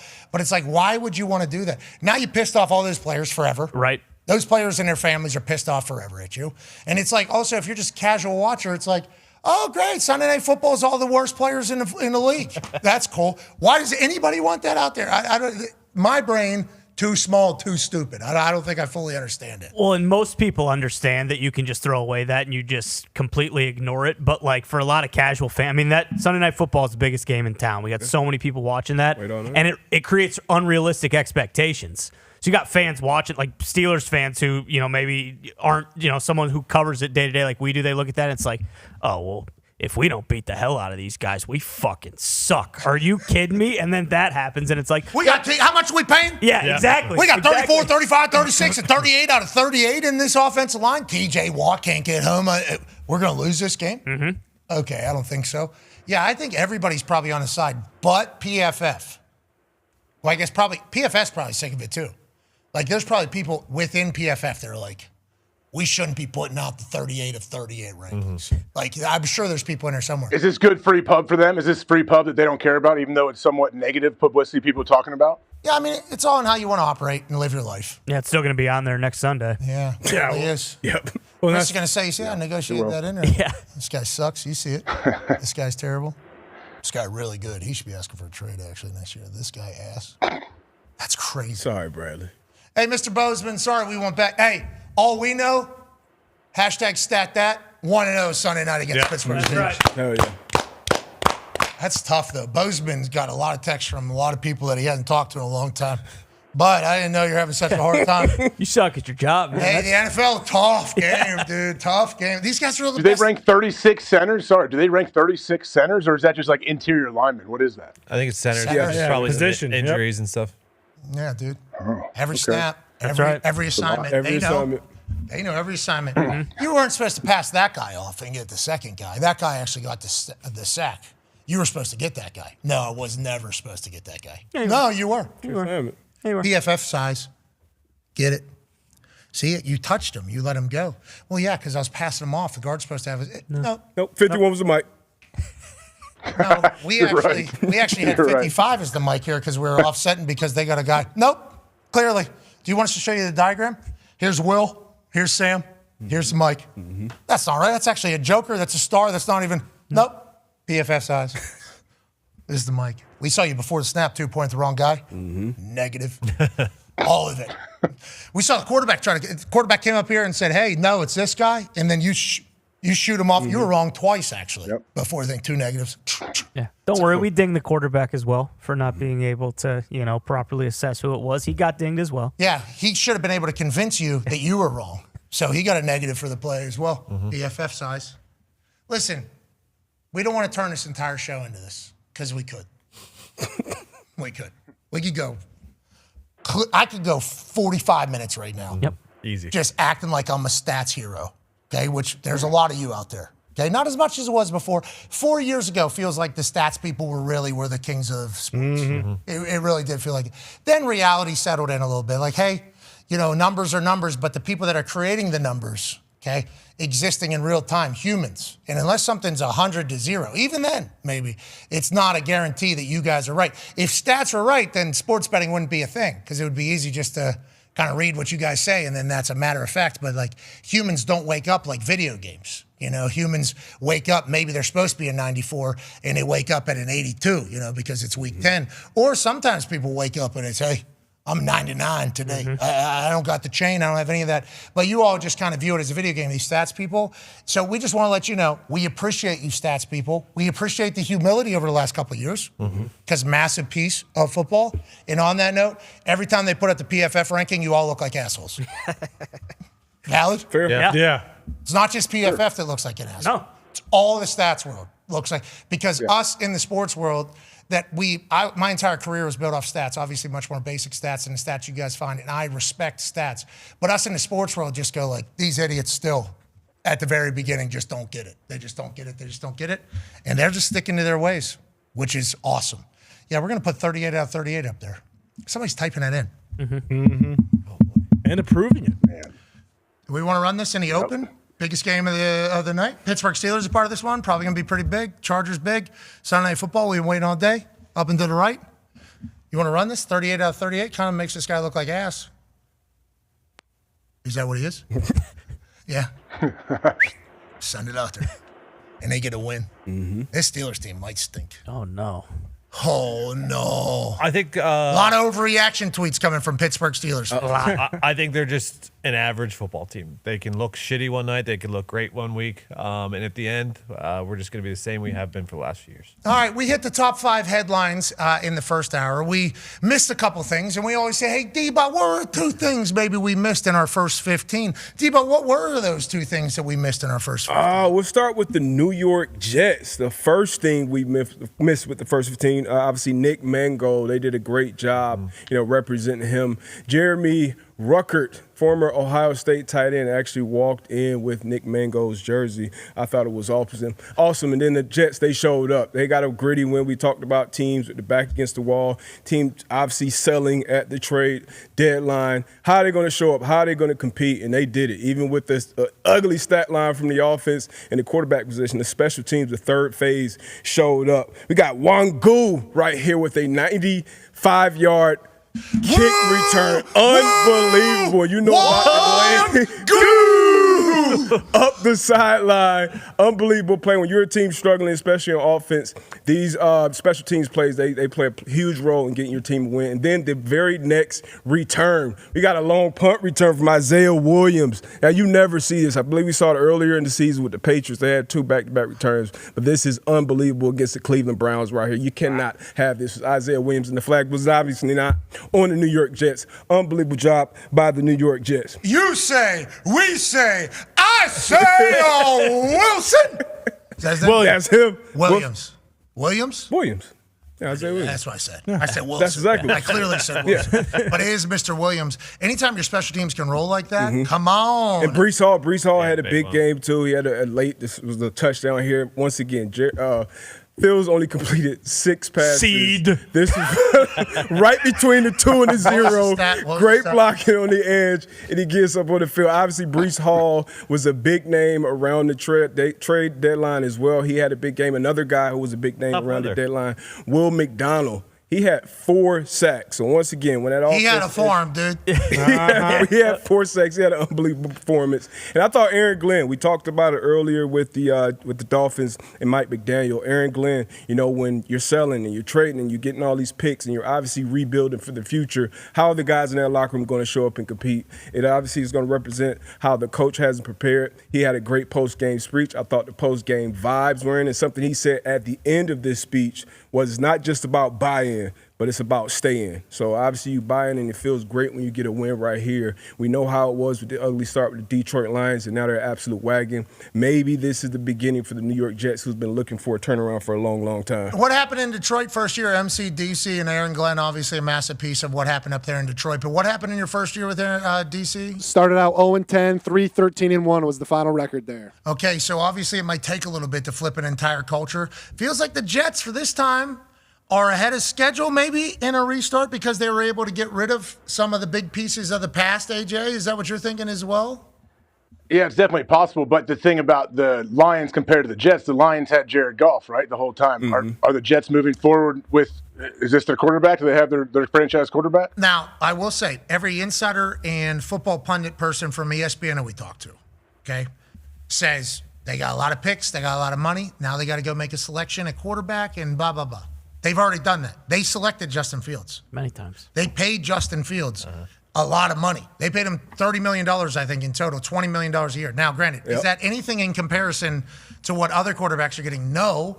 But the Pittsburgh Steelers had him last year. The Pittsburgh Steelers made him an offer. I think a couple other teams made an offer. New York Jets paid him by far the most money to be their quarterback. So I'm not saying that they said, hey, Justin Fields is our answer forever, but they certainly have made a quarterback decision commitment already, and it's like it has not worked out. There was a stat something about like 12 yards or something. Fewest pass yards in a game this season coming from Hembo. Real quick, Jets in week 6 loss versus the Broncos 10. Jets in week 10 versus the Browns 42. Jets in week 2 loss versus Bills 54. And what was the stat? If you take out the 42-yard touchdown from Breece Hall's screen right there, Justin Fields had 12 passing yards.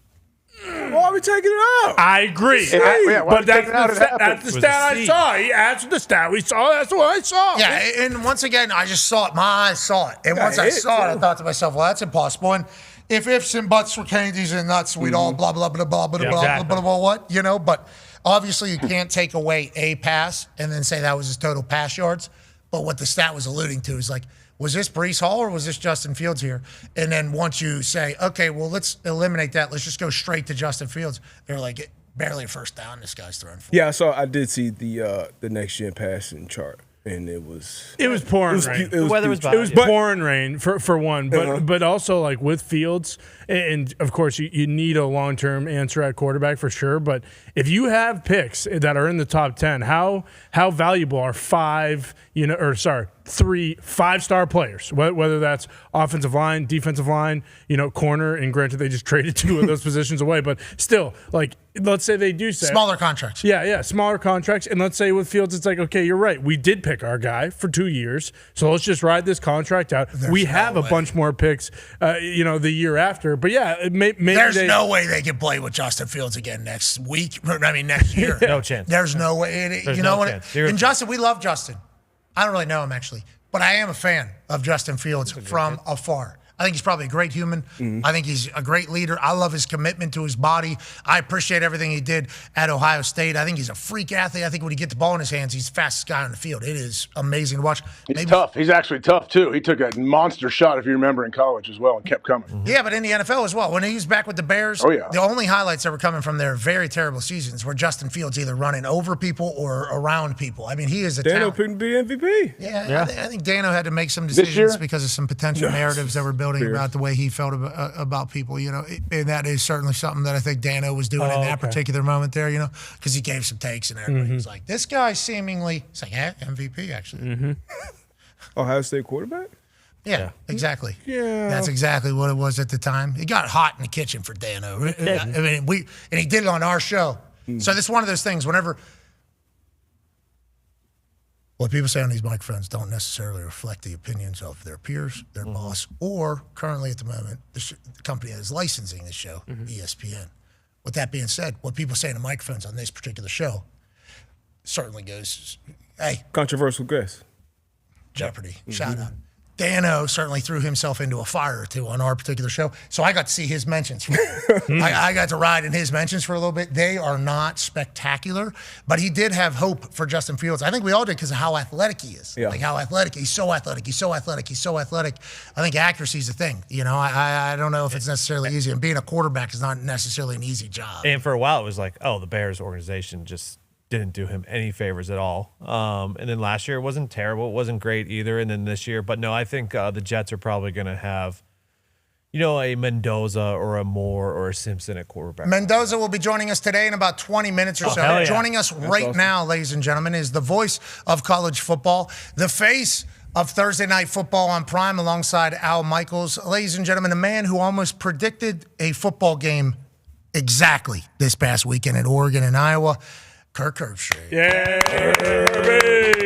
How you doing, Herbie? We're talking about the Jets there a little bit with Justin Fields. Obviously, they move on from Quinnen and Sauce, and everybody's starting to think they're quitting and mailing it in. They get a huge win with special teams and defense, and obviously Breece Hall able to do his thing. What are your thoughts on the Jets' moves and Justin Fields as a quarterback, and also Daboll fired as the New York Giants head coach earlier today? Just kind of New York state of mind from Kirk Herbstreit, if you will. Well, I think, first of all, anytime you need a pick-me-up, you go into that AFC North, you get the Bengals, Browns back-to-back, you got a really good shot of kind of getting your swagger back. So you can thank me later for that. I mean, how the Bengals lost that game to the Jets 2 weeks ago is I think everybody's still scratching their head.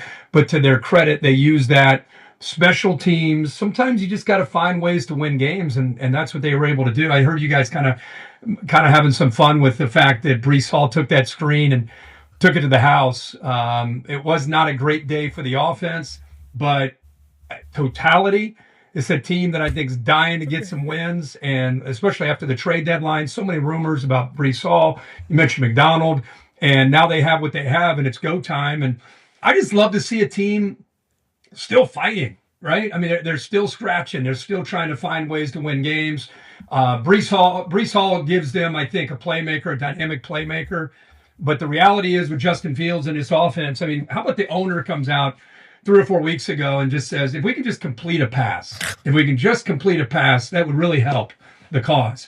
And for him to have to block that out in the middle of the year and still go out and wear that uniform and that jersey and still go out and compete, he's handled that with great class. I'll tell you what he said. I'm not going to complete a pass, actually. No. How about that? How about him? I'm joking. But the owner's saying it is crazy. The owner's saying it is absolutely crazy. And the mental toughness, which I think we all like about Justin Fields. We like his leadership. We like his mental toughness. I love how committed he is to his body, how committed he is to the sport.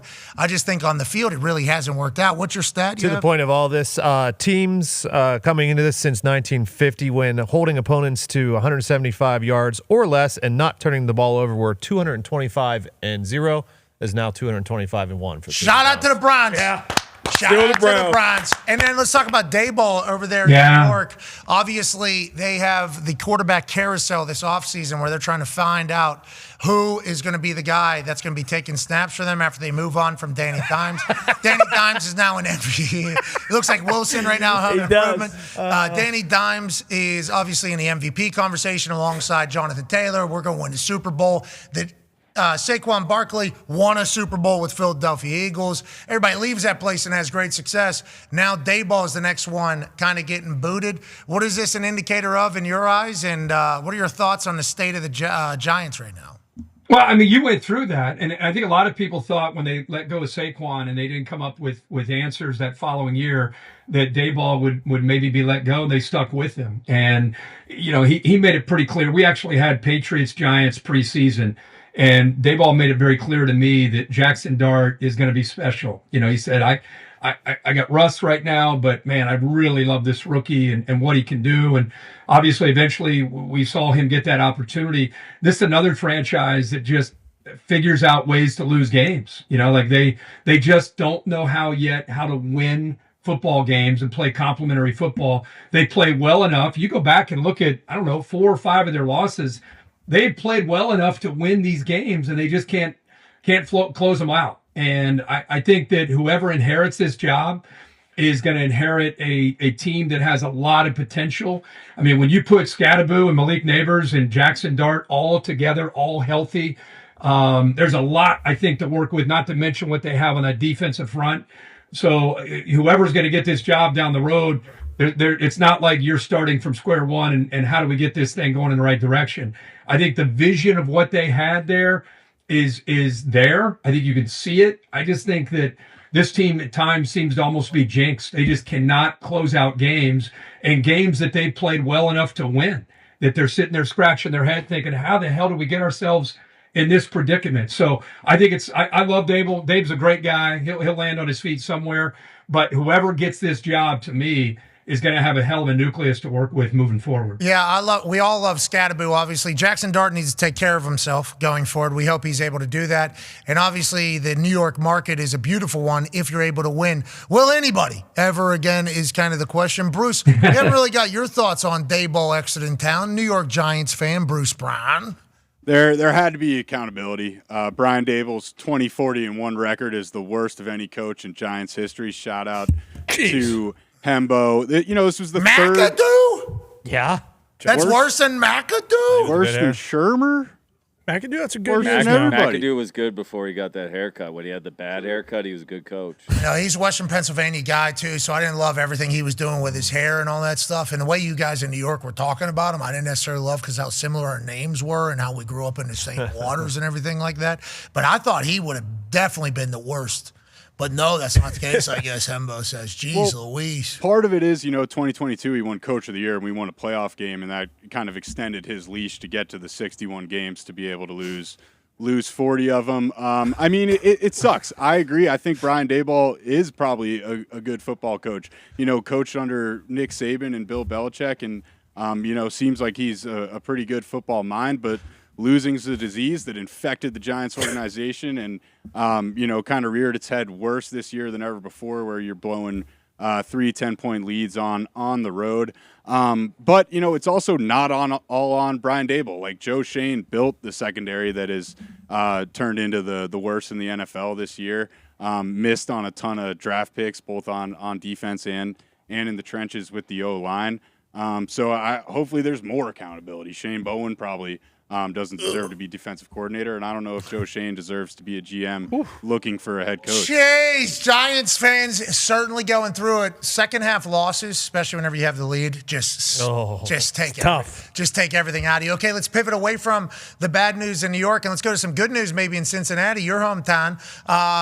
Joe Burrow's back at practice. Wow. Great news. That's breaking news as of today. Your thoughts on that as a Bengals fan? I know you just buried them with saying, hey, you want to get on track? You want to get a little good aura? Go to Ohio. Take on the Bengals and the Browns. Well, now, Joey B back on the practice field. What does this mean for you, Herbstreit? I really wondered all along with this injury if the Bengals stayed within striking distance, which is debatable. What does that mean? Would he come back? Would he sit out the rest of the year to try to get 100% healthy? Or what? I mean, you guys know about turf toe, and he had the most severe case of that with the surgery. You just wonder, is he? It's great to see him back on the practice field. Is he coming back and easing his way back in? Is this another 3 or 4 weeks away? I have no idea. I have no idea what the case is, but I just love to see that this guy's as competitive as anybody you're ever going to meet. and I'm sure he's dying to get back on the field with his guys. But I wondered, I mean, that division has been upside down all year with the injuries. Clearly still appears to be the Ravens' division to win. Sorry about that, Tone. I'll go back. But I'd love to see him back, but I don't know if I'd be in a hurry if I were him with the offensive line play. At what cost? Now, granted, they spent money on everything, and he's a massive piece of that offensively. Are they constructed to win ever? And do we just have them not risk it next year too when they start the season? I think that's fair. Maybe forever if we don't get them protected. I think until you invest in an offensive line, they've tried, and that's been the case since they have tried, but the guys that they've tried with, they've hit a couple. But it's tough. Bengals fan right here, just going through it in real time. Like, they've tried to bring in new offensive linemen. They've tried, Herbie. They've tried. Yeah, they certainly have. And guess what? Hasn't worked. Joe Burrow, he's back to practice. Ask AJ. Well, I mean, Teddy Karras was a hit at center. I love Teddy. Yeah, free agent. Yeah, that guy. Teddy Karras was a hit, but that's one hit and a lot of misses up front. Has Flacco been getting beat up? They drafted Whitworth, right? It's impossible.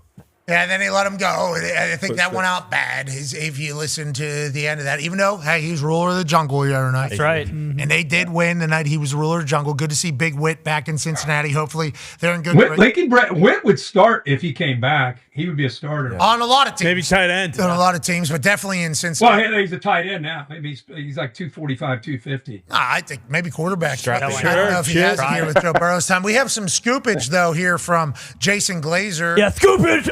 Last week, Joe Burrow told me he's returning way sooner than was expected and gave me the timeline of by Thanksgiving.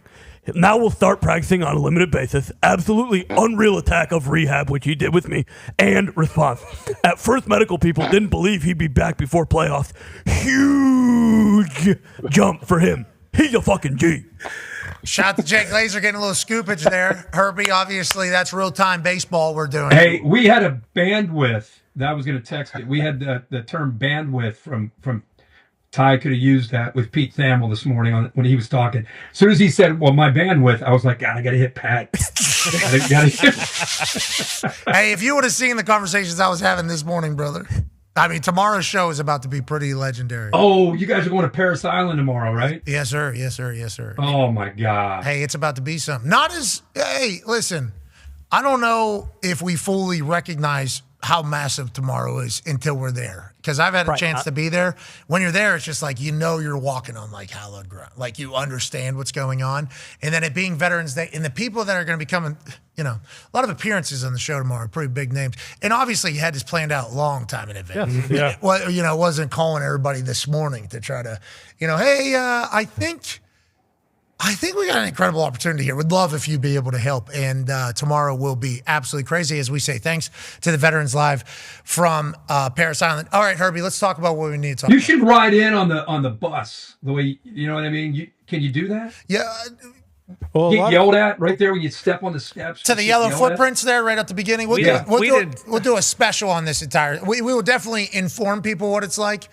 38. I don't know if I ain't signing up to play Marine. Well, I don't think you should. That's what I'm saying. I don't think. We didn't sign that line. Yeah, and that's why we're going to say thank you. Yeah, exactly. We're going to say thank you to those who did. But on that note, I have done the. Right. I've done it. Mm-hmm. I've actually done it this past summer.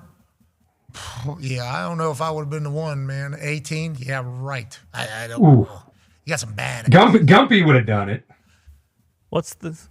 Gump would have done that. The Canadian equivalent? Yeah, well, I don't know. I thought he was a Canadian Marine. I thought he was a Canadian Navy SEAL. I don't know if they have Canadian Marines. They have the Mounties. I don't think they have Marines. The what? I mean, we need to make sure we have some respect here for what the Marines are. Happy birthday to them, by the way. Oorah. Oorah. Oorah. Happy birthday. All right, let's talk a little bit about what you did this past weekend. On our show last Thursday, you did something. You called a sneaky win out publicly. Therefore, if you make a spotlight moment of something sneaky, guess what isn't sneaking anymore? the sneaky thing. So you awoke a potential giant in a massive way whenever you said Iowa going to beat Oregon this weekend. Oregon heard it immediately upon you saying it. They ran it not only then to the team, the entire weekend they were running. Hey, everybody thinks we're not going to show up. Everybody thinks we're not going to show up. Then we get to game day down Texas Tech, Lubbock. What a crowd. What a place. What a time. Unbelievable. We get to, I'm a huge fan. Yeah, me too. I think I'm happy that they're going to be good for the long haul because I think every time we go there in the future, We need to go there every year. bingo. I think it's going to be awesome every single year down there. They took care of it. That food, Heavy Maze, best food we've got. Unbelievable. Everything about it was awesome. The set, the crowd, the food, everything was nicest. If you're looking for the nicest human beings, we found them in West Texas. Yes. As an entire group, they're amazing. The tortilla tosses to her. I mean, it's all awesome. That guy catching it. That was so I think sweet. he's a strength coach. I think he's one of the strength Oh, coaches. really? No Yeah, I way. don't know what sport, but I think he's a strength coach. I think from what I'm learning. Legend. But we finally get to the picks. Patrick Mahomes is there, obviously. Massive fan. Thank you to him for coming through and also giving back to the sport as much as he does down there at Texas Tech, alongside Unreal. Cody Campbell and the Double Eagle boys up there. Everything they're doing there is spectacular. First class. But we got to the Iowa-Oregon game.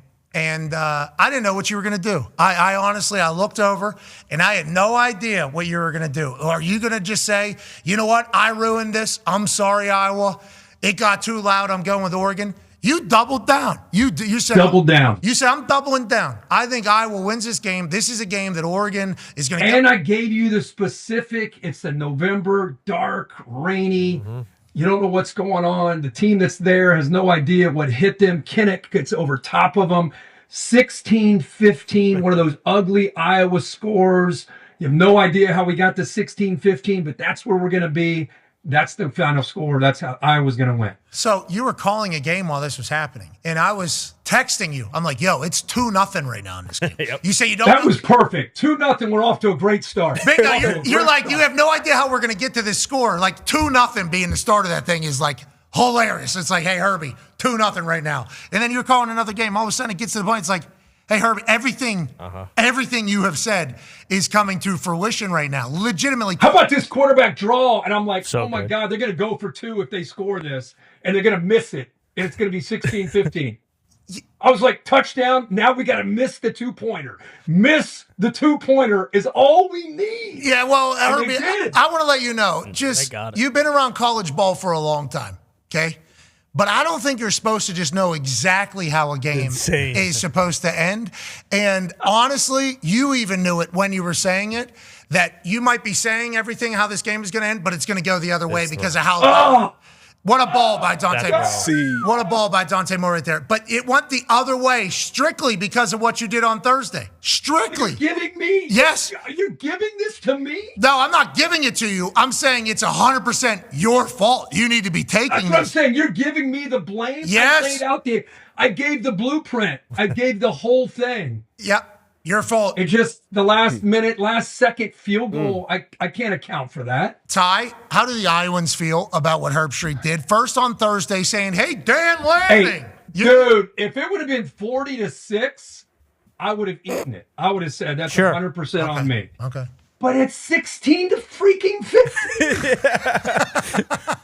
It's exactly what I said. Yeah, go ahead, Ty. Let's hear from Iowa, please. Let's hear from Iowa, please. I would imagine that a lot of people in the state are still pretty pissed at Herbie because after What? hey, just hold on. After Thursday, because it was pretty quiet. I think a lot of Iowa fans going in were very, very confident coming off the bye week and how they looked against Minnesota. And it's like, okay, we're kind of starting to get things going here. I think we might actually beat Oregon. Then you say it, and it kind of magnifies things, but that's whatever. But I told Pat, I would have hated you for the rest of my life if you would have picked Oregon on Saturday. It would have been the most chicken shit thing You of can't do all that. time. And when you, I didn't hesitate. Exactly. I was not giving up. So on Iowa. you picked the Hawks, and you know what? Yeah, unfortunately, it just didn't go their way. Caden Weechin fumbles in the red zone. You know, like Iowa realistically probably should have won that game by a touchdown. Just, the safety. I mean, they couldn't punt early in the game, which is obviously very atypical for Iowa. So it was just, I mean, hey, hats off to you, Herbie. I think Iowa fans knew too that your prediction for the game was pretty spot on, and it was going to have to be like that if they were going to win. Herbie knows ball. Saw a lot of people saying Herbie knows ball. Yes, maybe a little too. I think we all expected it to be. I was being a smartass when I said 16-15 because Iowa games, they always get into that when they pull off these upsets, it's just, how did we get to this number? And so I just threw out a 16-15, and damn it, if we weren't sitting on 16-15 there at the end, and I would have officially retired if Oregon would not have come back. I would have been like, I'm done. 16-15. No. Iowa knocks off Oregon. You should have at least taken a victory lap on Saturday. You should have at least done victory lap and then done. Yeah, show the highlight, please. What'd I say? And what happened in the game? What happened in the game? Thank you. My name's Kirk Herbstreit. It's been a blast. Goodbye. For 30 years. Pittsburgh would have went crazy for you for your contributions. Cannot wait. By the way, how about game day going to Pittsburgh? Come on, not bad. We didn't make it to Morgantown, but we're going to make it to Pittsburgh. I saw some WVU people coming after me, obviously, for this tweet. Oh, you'll go to this, but you won't go to the backyard brawl. We lost to Ohio the week before. Right. Okay? Yeah. We lost to Ohio. You can't lose in Athens. It's a good football team. That's a good football team. You can't lose in Athens, Ohio, and host game day the next week. Now, on that note, Pittsburgh has not had a Saturday college game day, like a full college game day, in 20 years. It was... When was it? 20 years, I think, is what they said. Yeah.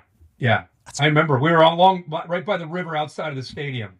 I think we're doing the same spot. I think it's same area. I think River Shot. I think, is it or no? I don't know. Isn't there a big park over there on the other side of the river? Isn't there a big famous park over there? The Boyce Park. Isn't that Boyce Park where you play? Boyce Park's in Plumboro, where the ballers ball and the players play. It's not downtown. We're in the North Shore right here. I think from what I saw, we might be along a river. I don't know. Do you know there's a full AstroTurf field outside of the stadium now because of the draft, I believe. So you might be able to use that for the contest. We think the Pittsburgh kid makes the kick or not?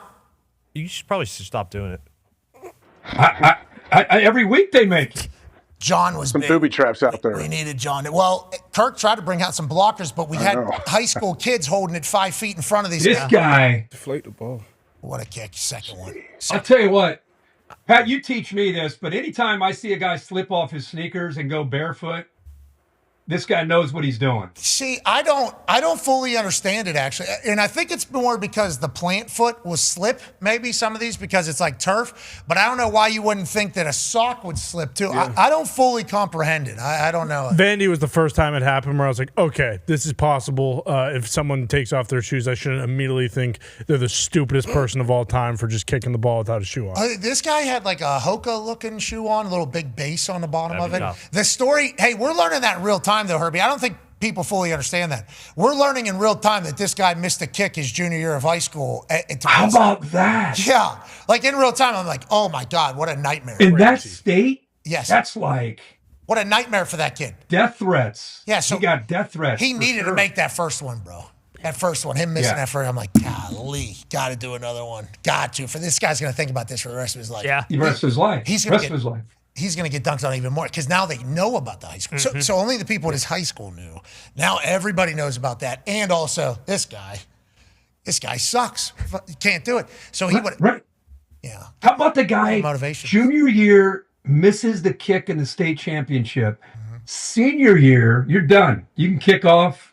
What do you say? Kick off an onside kick or something like that? Yeah. He was a weapon there. He got the ball back a couple times from my stats and understanding. But the second one, if you hear me, I go, yo, kick through the ball. It was clear what he did. It was probably the exact same thing that happened in his extra point his junior year. Saw his quads tighten up. Literally, as I'm watching him, I see his body tighten up. I'm like, oh, no, not good. And he kind of punches through. Thing goes to the left. So I literally was trying my best to be like, yo, swing through the ball, bro. Let's go. A lot of people were saying it was windy conditions out there.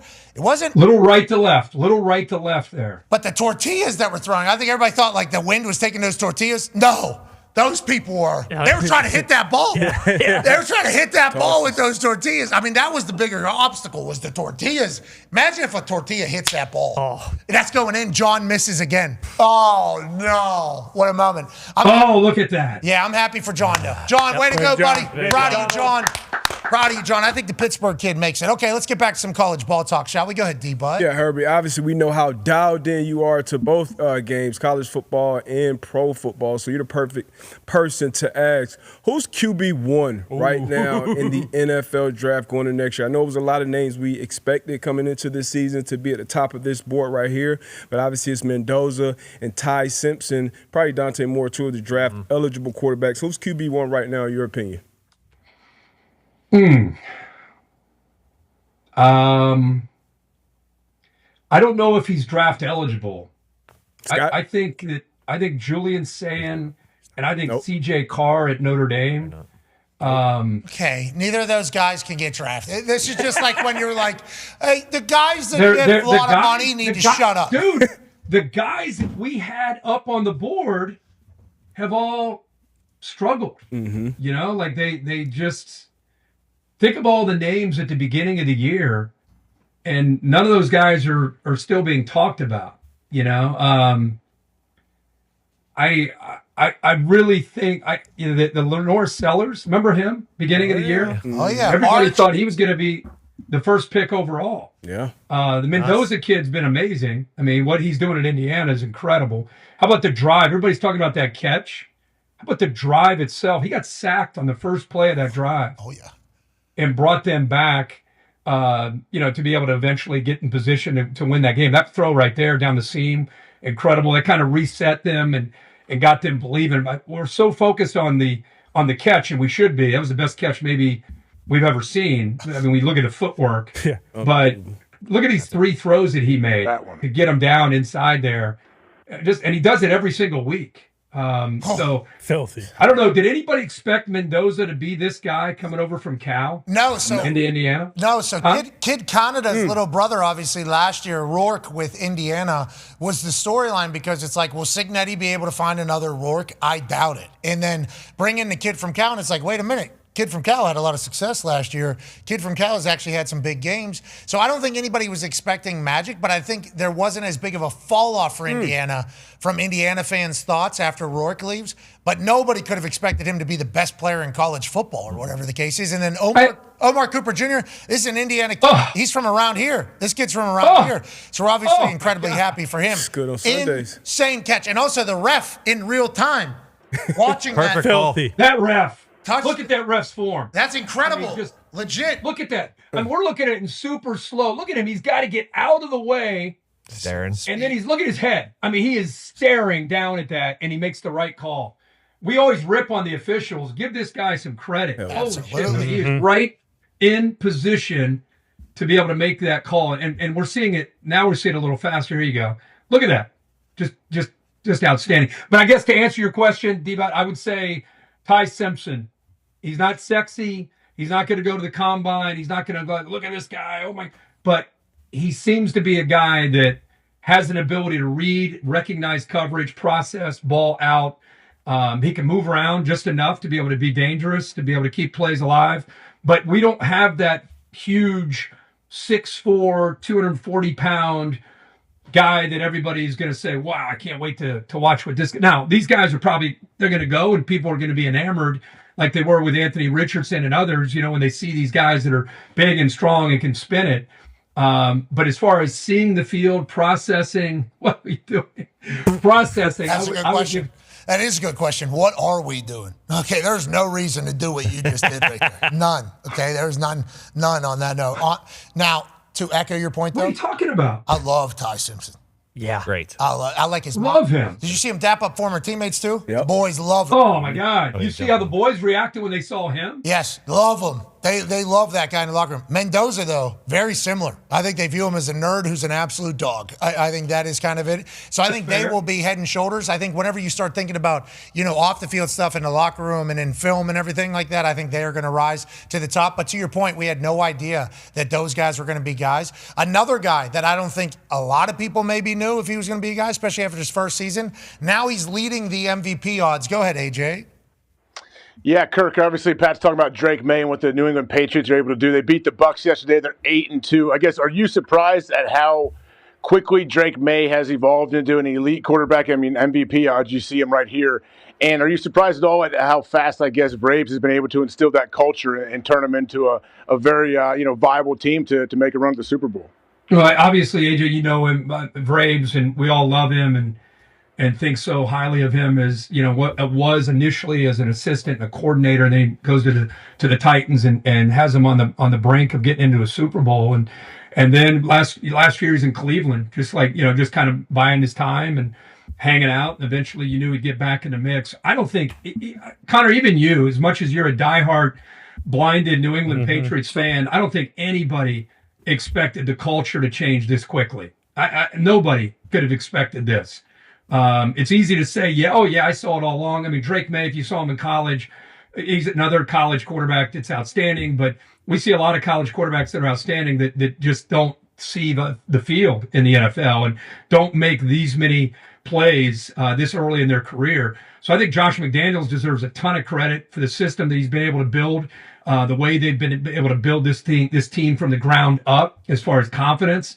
They didn't try to do too much too fast. I had him again. I mentioned the game with Daboll. They played the Patriots. I had a chance to visit with Josh in late August when they were getting ready to go into the season, and he was incredibly confident with what Drake May was doing, the communication, the understanding. You can see the relationship that they built. This Drake May has a super, super unassuming team guy first, doesn't want any of the accolades, will deflect all the attention onto his team. So he's got the wiring that it takes, but to see this guy execute, what is he at 19-5, I think, right now in the year, 19 touchdowns, only 5 picks. So he's playing smart, but I think it's more of the totality of what the Patriots have become with Mike Vrabel.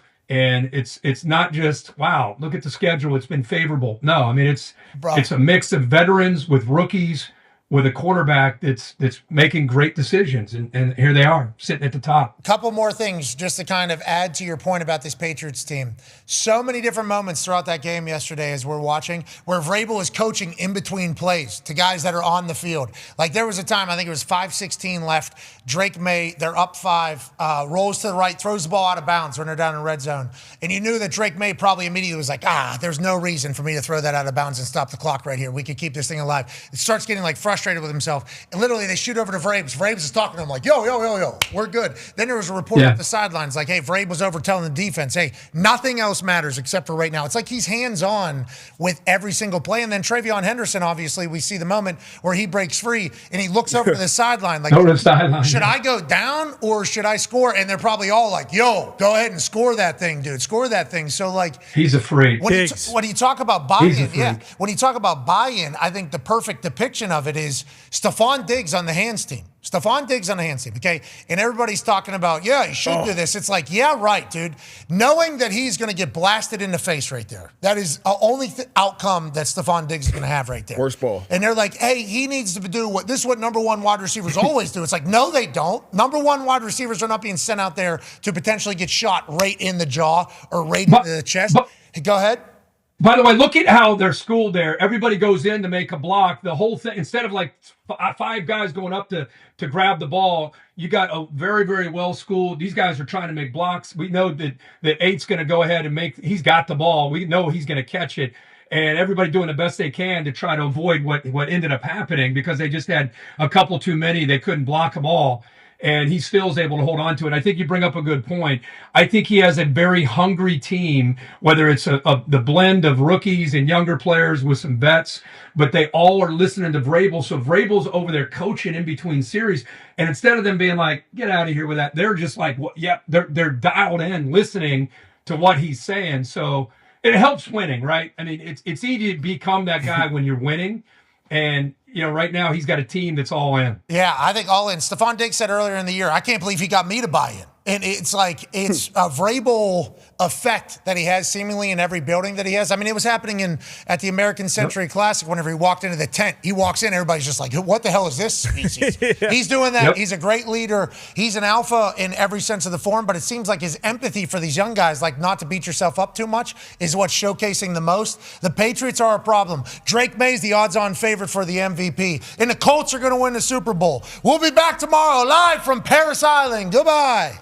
All right, that's a pretty good send-off. Hell yeah. Not bad. Sorry, Herbie. That was great. We're still live. That We're was still great. live, Herbie. You know we're still Yeah, live. We're still yeah, live. We're yeah. still live. Just someone that won't get enough love, and I'm actually hopefully he doesn't, just so he doesn't get any sort of opportunities outside of being the offensive line coach for the Patriots. Doug Marrone came in their left side of the line, Will Campbell and Jared Wilson, both rookies. Jared Wilson, I believe, played center at Georgia last year. I think he was our third-round pick. Will Campbell, obviously, number 4 overall.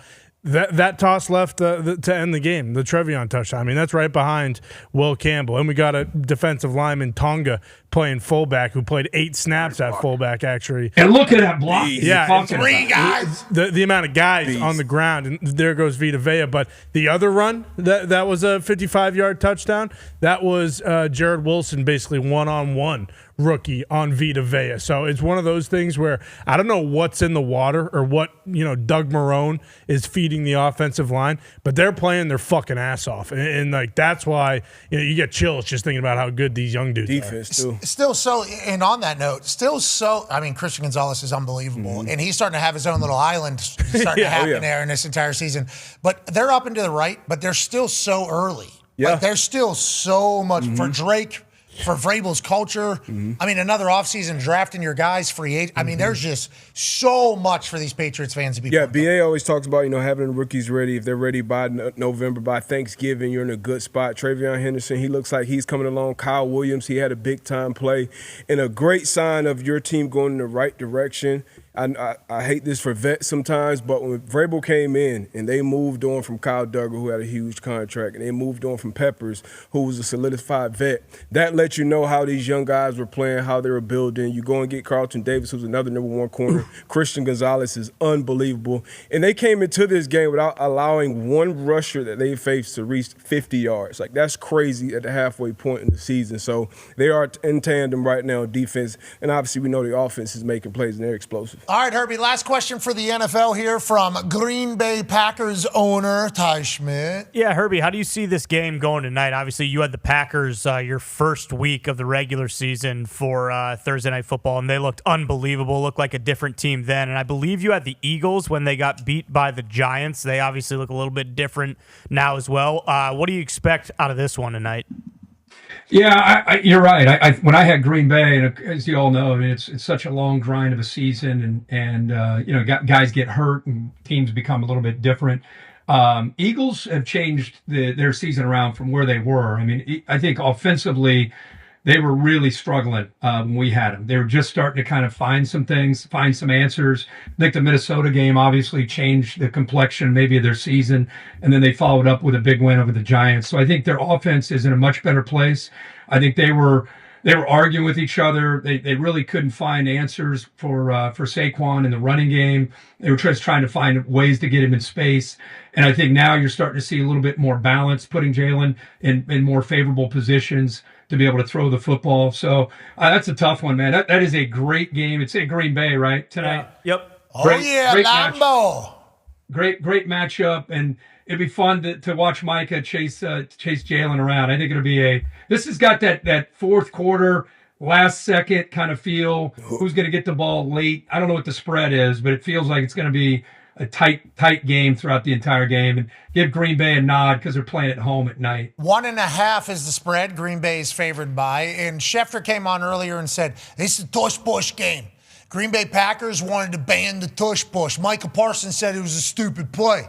Philadelphia Eagles, Sirianni, they heard that. They heard that. So look for some tush-push tonight. Oh, we love that. Yes. Oh, we love that. Yeah, 28 degrees and snow at Lambeau on Monday Night Football in November on the Marines' 250th birthday here, November 10th, 2025. This is perfect. Yeah. This is the football god saying, congratulations, we're halfway through this. Mm-hmm.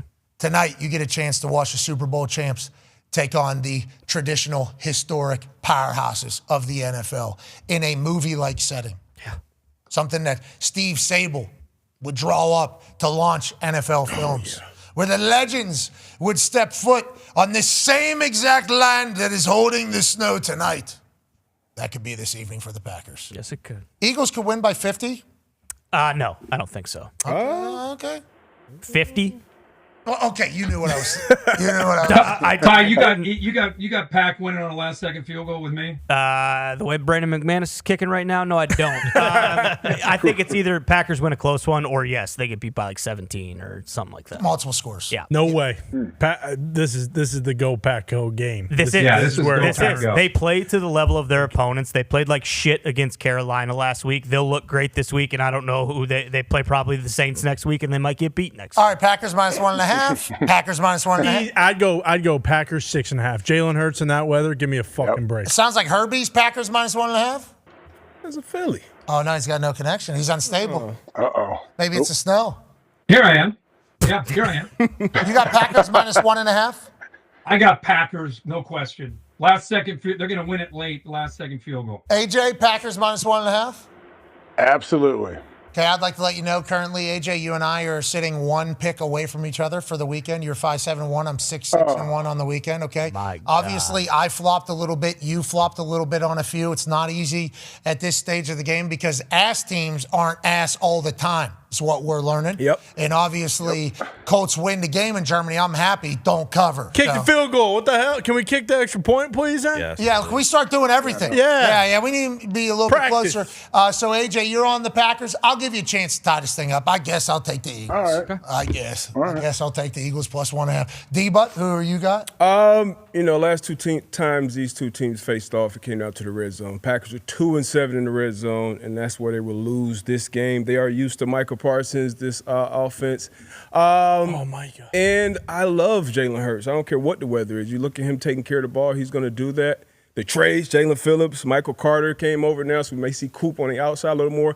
Give me the Eagles with an alternate spread of -6.5. Okay, he likes it a little bit more. He said, let's put a little bit more meat on that bone for these dogs in Philadelphia. Sportsbook breakers are giving some stats here. Now, we have not double-checked this, but it looks good.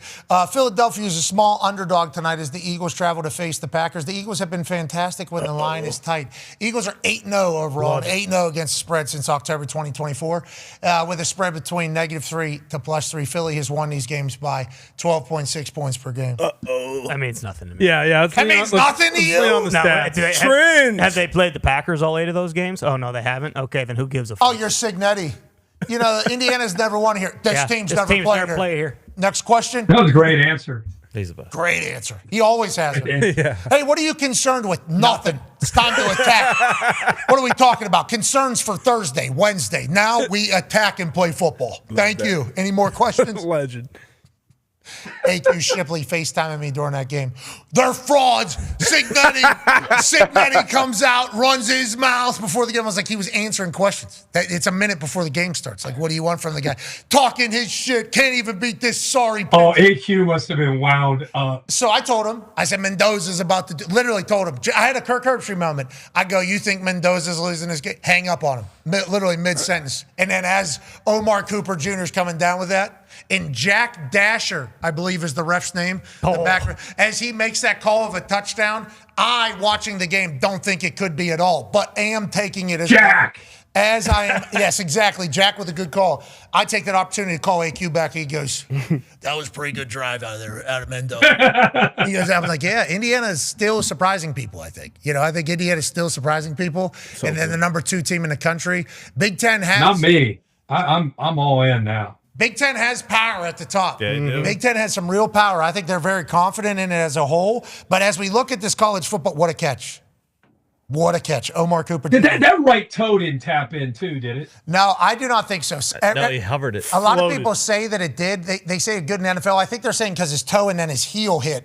Both of it. Watch this right. I thought it was there. I don't think it touches. No, it wasn't even close to touching. Let's see. I don't know if it was definitely close. Like right. Oh, boys. And then, I thought he hovered his right foot because he knew it was going to be out. Yeah. I don't think it ever touched. But people were saying it would have been good in the NFL. Is that because left toe and then left heel? 2 different touches? Same foot, though, right? Yeah. I think we all think 2 feet because I said good on Sunday, too. But that was the Garrett Wilson touchdown from last year in primetime that got called the touchdown. Was it his foot or was it? Because I thought it was toe. Oh, he had shin in that one. Shin. Like, I do wonder if the toe and the heel, because I saw everybody saying good on Sunday, and I was like, I don't know. Because it looks like, to your point, Herbie, I am into camp that I thought it hovered, which was incredible that it didn't touch out of bounds. But I guess. I'm in the camp that it touched. His right, when was it? When he was touching back? Right before the left one. Okay, so let's go. Let's run that thing again. I thought he saw it. You think it touched? I think the right one touched. Right there? Where? Where? Let me run it back. does Run it kick back. up. Oh, There's- no. Can we zoom in on this at all or no? We cannot zoom in this. We need NBC it. Yeah, I think he just missed. I don't think he does. Maybe So not. I thought it was incredible body control to keep that right foot up.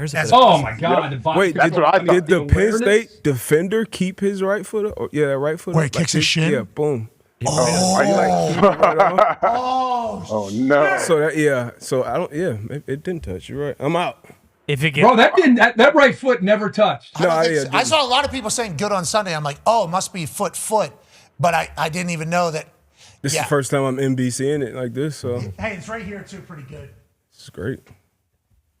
if that gets called a touchdown in the league, though, it might stand. Yeah, it might be tough to overturn. I don't know. I think it doesn't. I think it clearly doesn't touch. I think the other thing, if the heel touched out of bounds, it's still a touchdown, right? Yes. Because of the toe. In college or no? In college, if the toe touched, pro definitely, and then the heel would have been out of bounds, No, I that's think how it would Iowa have given lost. him the touch with the toe. Really? That's exactly what All right, let's talk a little bit more about college ball. Indiana, we feel like going to be in, even if they don't win the Big Ten. Yeah. Feel like they have done enough that people will say this is one of the 12 best teams in the country. They're in no matter what happens. I think They're so done. too. Group of 5 They're locked. has to get in. And then Tone has a question for you about college ball, the sport we all love. Yeah, I do, Herbie. Obviously, preseason in the ACC, it was going to be Clemson, and after week 1, and then for a few weeks, it was going to be Miami, and then they suffered a loss, and then it was going to be Georgia Tech, and then they lost, and it was going to be Virginia, and then they lost, and then Louisville, and then they lost. So now we are here. Pitt. Could be them, but does anyone want to win the ACC first and foremost? And do we even have to let an ACC team in? Are we sure those are the rules? I guess those are the rules. You do have to let an ACC team. Yeah. Listen, I hope it's the not- last 2 weeks I hope for the it's Miami. ACC. Last 2 weeks for the ACC, every team that's ranked and up there is lost. They suck. So they're back to Pitt. Pitt becomes the team everybody's going to want to talk about. I mean, they have everything in front of them. If you look at the schedule, I mean, if they want to get in, it's right in front of them. Notre Dame, Georgia Tech on the road, and Miami. I mean, could it set up any better for Pitt? If you want to be the team that's going to say, hey, if nobody else wants to go, we'll go to Charlotte. We'll make a run. I mean, right now Georgia Tech should be the odds-on favorite, but I think Pitt, they look different with this quarterback playing for them. We'll see. We'll see if they can get by. Even if they lose to Notre Dame, they're still theoretically alive because they can get within their own conference and get to that conference championship game. Now, on the flip side, Notre Dame. Hey, Duke is the second. Notre Dame can't lose. Yes. Yeah, because they control the Who did they play last week? North Carolina? No, they didn't play. They lost to UConn, didn't they? Oh, I thought you said, last week? Yeah, this Saturday. UConn got a huge one. Somebody had him as their super dog. It was Herbie because of Gumps. Yeah. Wow. Nick gave him some love, too. Coach Staley gave him Unbelievable. some love. Good for the UConn. Hey, you took a bigger lead in Superdog? That's what I just heard. I'm going to give Gumpy get a shot at Gumpy there in the control room. Gump, thanks, buddy.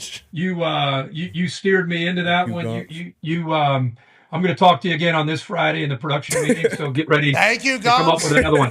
Thank you, I had Gumps. Iowa. I was going to go Iowa, and then I thought about Auburn and Vandy. And then Gump said, no, you gotta go UConn. I didn't say UConn. That's awesome. Joe. How about a little faith in UConn up there? Heisman Joe. How do you say his last name, Tone? Because it's one of those Italian last names. Whoa. I don't want to be. I don't want to be wrong here. There's going to be a lot of Italian last names at this game. Okay. Well, he's balling. 25 touchdowns, no picks. Skylar Bell, he's top 1 and 2 in all the wide receiver categories.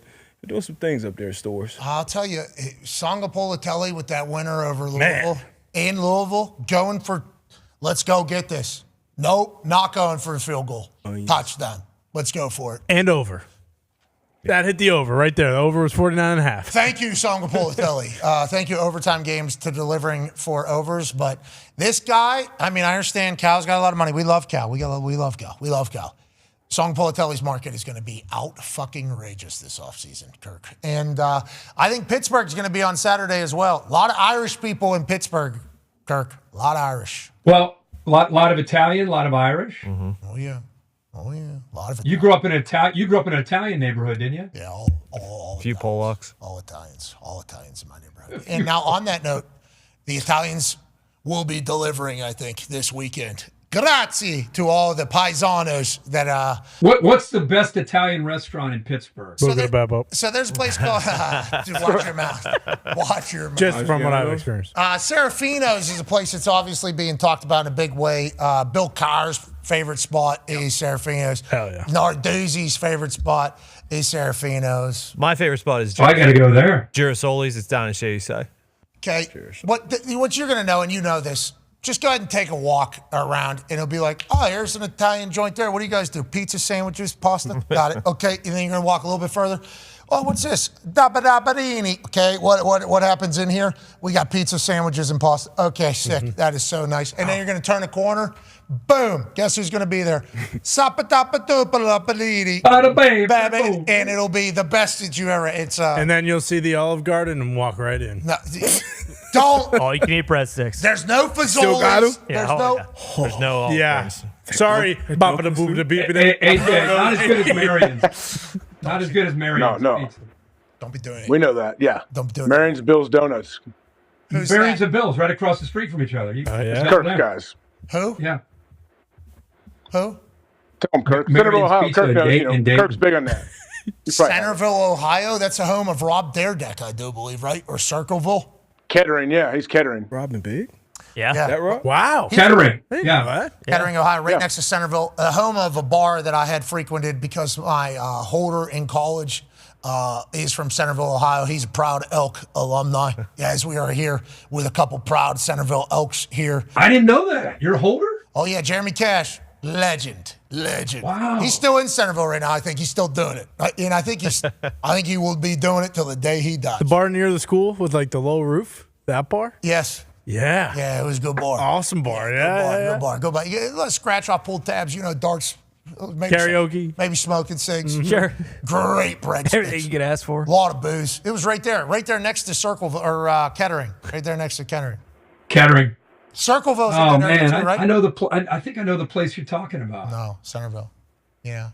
Rob Daredeck, the best. He was making. Yeah. Oh, yeah. He made a lot of money, right? 46 seasons in 11 years. He was making 30 a year for ridiculousness. That's just that show, let alone all his other everything else. Rob Daredeck right here. Yeah. You're talking about. Respect. Head of the ball game, huh? Oh, one of the goats in this entire thing. Mm-hmm. And rest in peace to Big Black. Hell yeah. Obviously. Legend.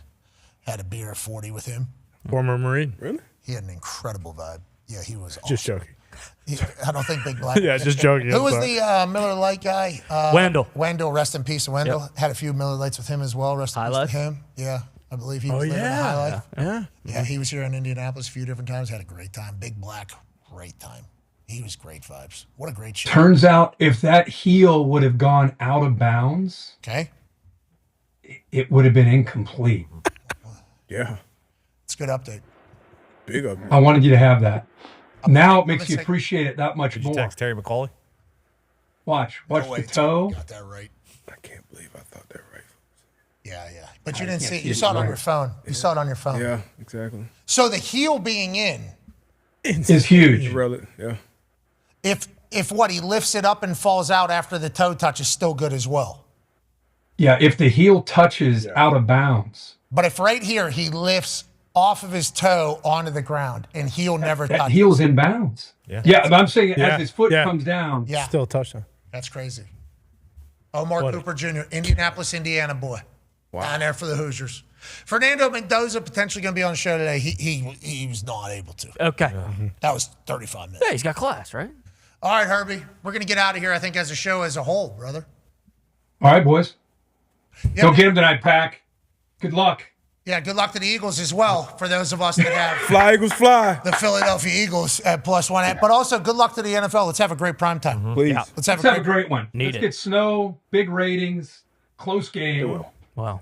Love to watch those snowy. Well, the ratings are going to be problematic, because there is black. Is that still going on? That's still going on. Send another tweet, Herbie. All right. Be your friend, tell a friend something. Don't, actually. Yeah, don't do it. Don't you dare. No, I learned. You coached me up on that. Now I know. All right. I went to the site. Herbie, why don't you break us down? Then we're going to take a break and we'll come back and do all the overreactions and be on our way. But this is our last time with you, Herbie, on this glorious Overreaction Monday.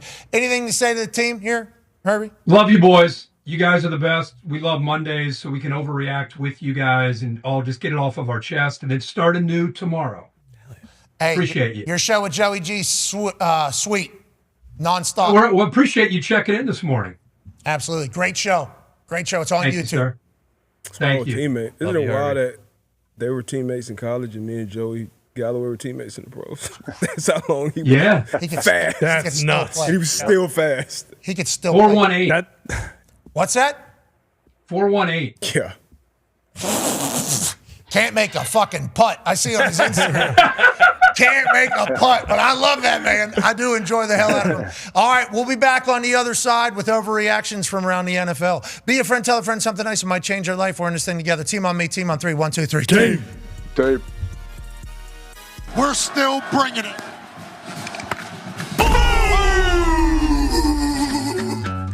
I light every bridge I see here just to watch it burn.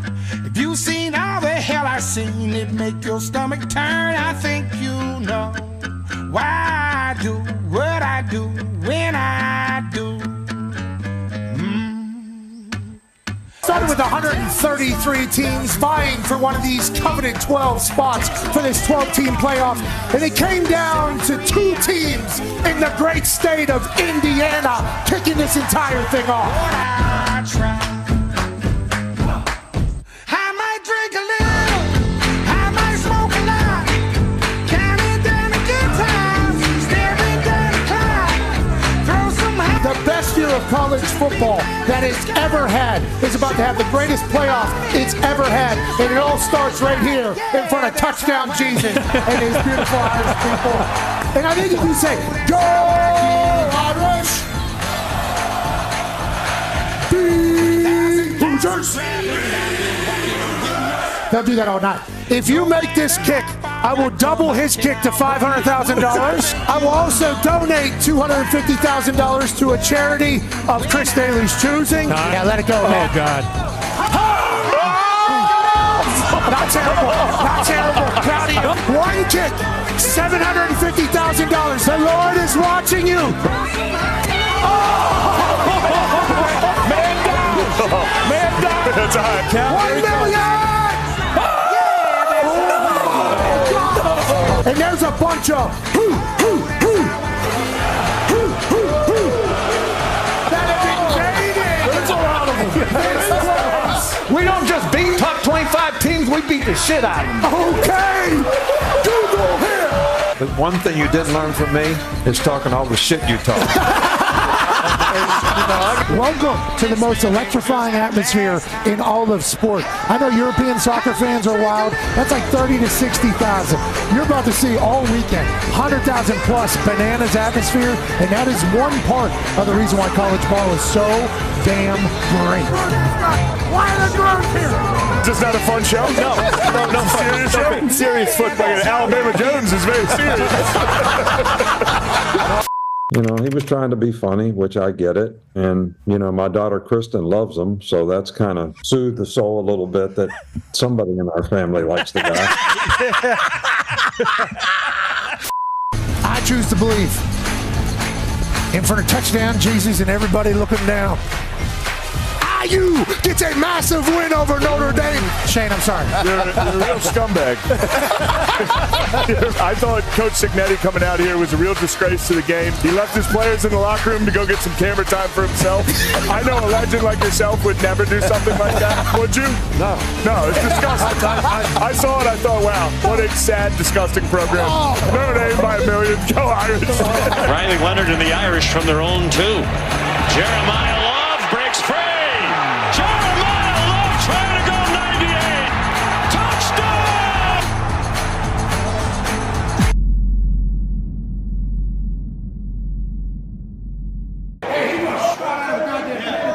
Might be fiction for a blowout here, fellas.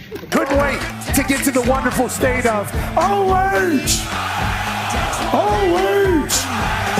In the SEC, coming up to the Big Ten, when it's cold as hell, we shall settle the conversation here in beautiful Columbus. Coach, that hairline, you get a haircut every day?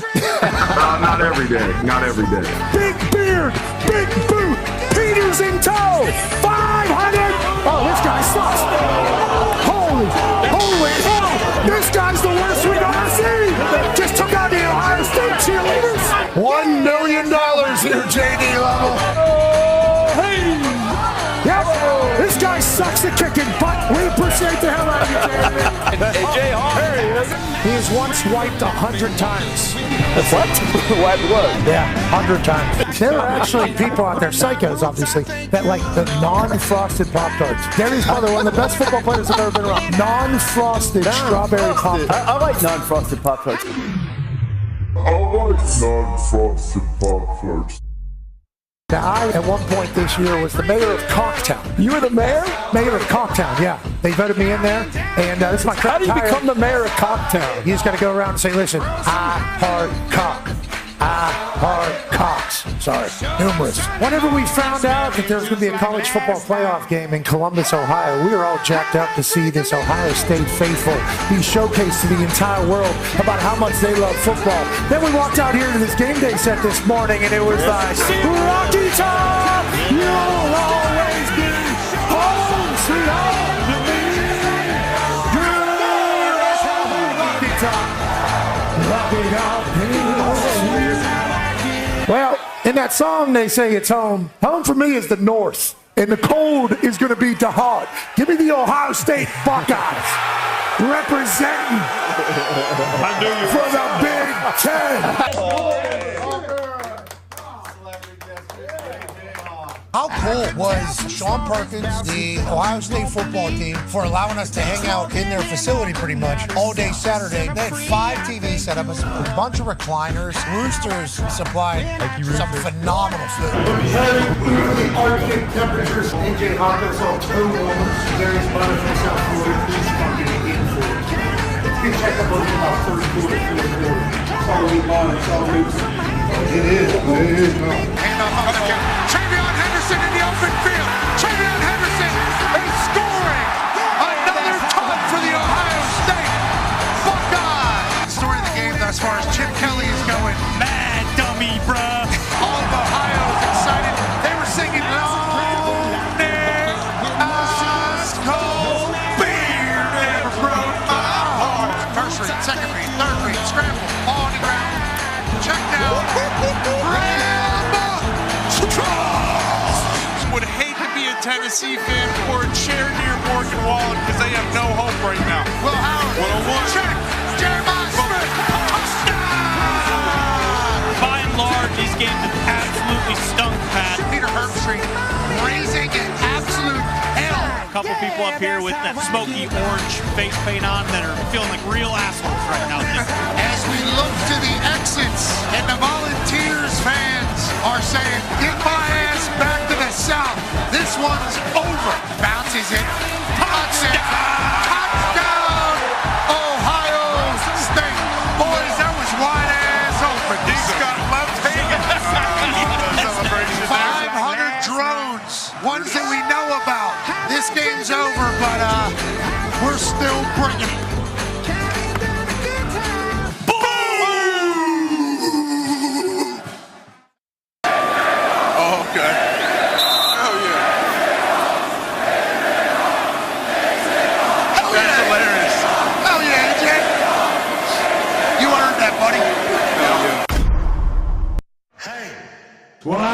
Let's go. This show stinks, and the fact that you listen, we are very, very thankful for it. McAfee on the line with a gorgeous assist. The all-time leading tackler for the Green Bay Packers. You ping! Damn it! Be a friend, tell a friend something nice could change their life.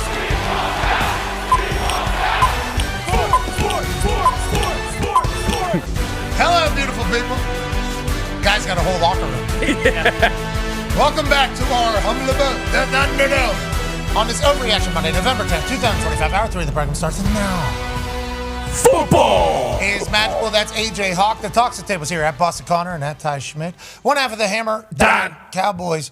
AP Tony's here. Tony, what are the numbers on tonight's game? We already made our picks because Kirk Herbstreit was so damn confident about how this was going to go. And I'll tell you, he's seeing the game. Yes. Mm-hmm. He is seeing the field right now. Now, certainly in college, it will carry over to Monday Night Football. Feels like he thinks this is the last-second field goal for Green Bay to get the win. He picked Green Bay -1.5. AJ Hawk, you picked Green Bay -1.5 as well. Obviously feel obligated to as the all-time leading tackler, but why do you actually believe that as well?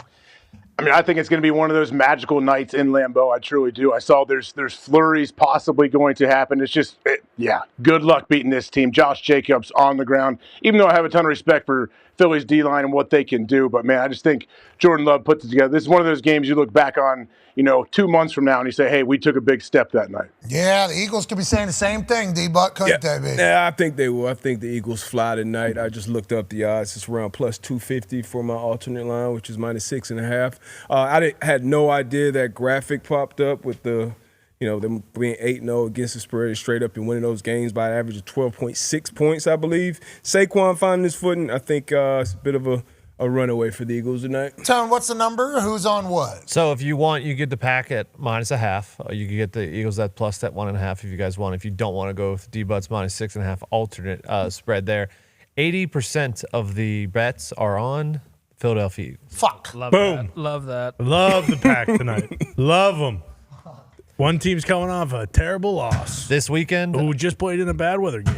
This weekend, teams that are getting 60% or more of the bets are 4-7. Oh, no. Oh! That was what was that for? You're on the What was Eagles, that right? for? Yeah, I'm good. Okay. Yeah, I feel okay. Because I didn't like that 80% number there. It was really high.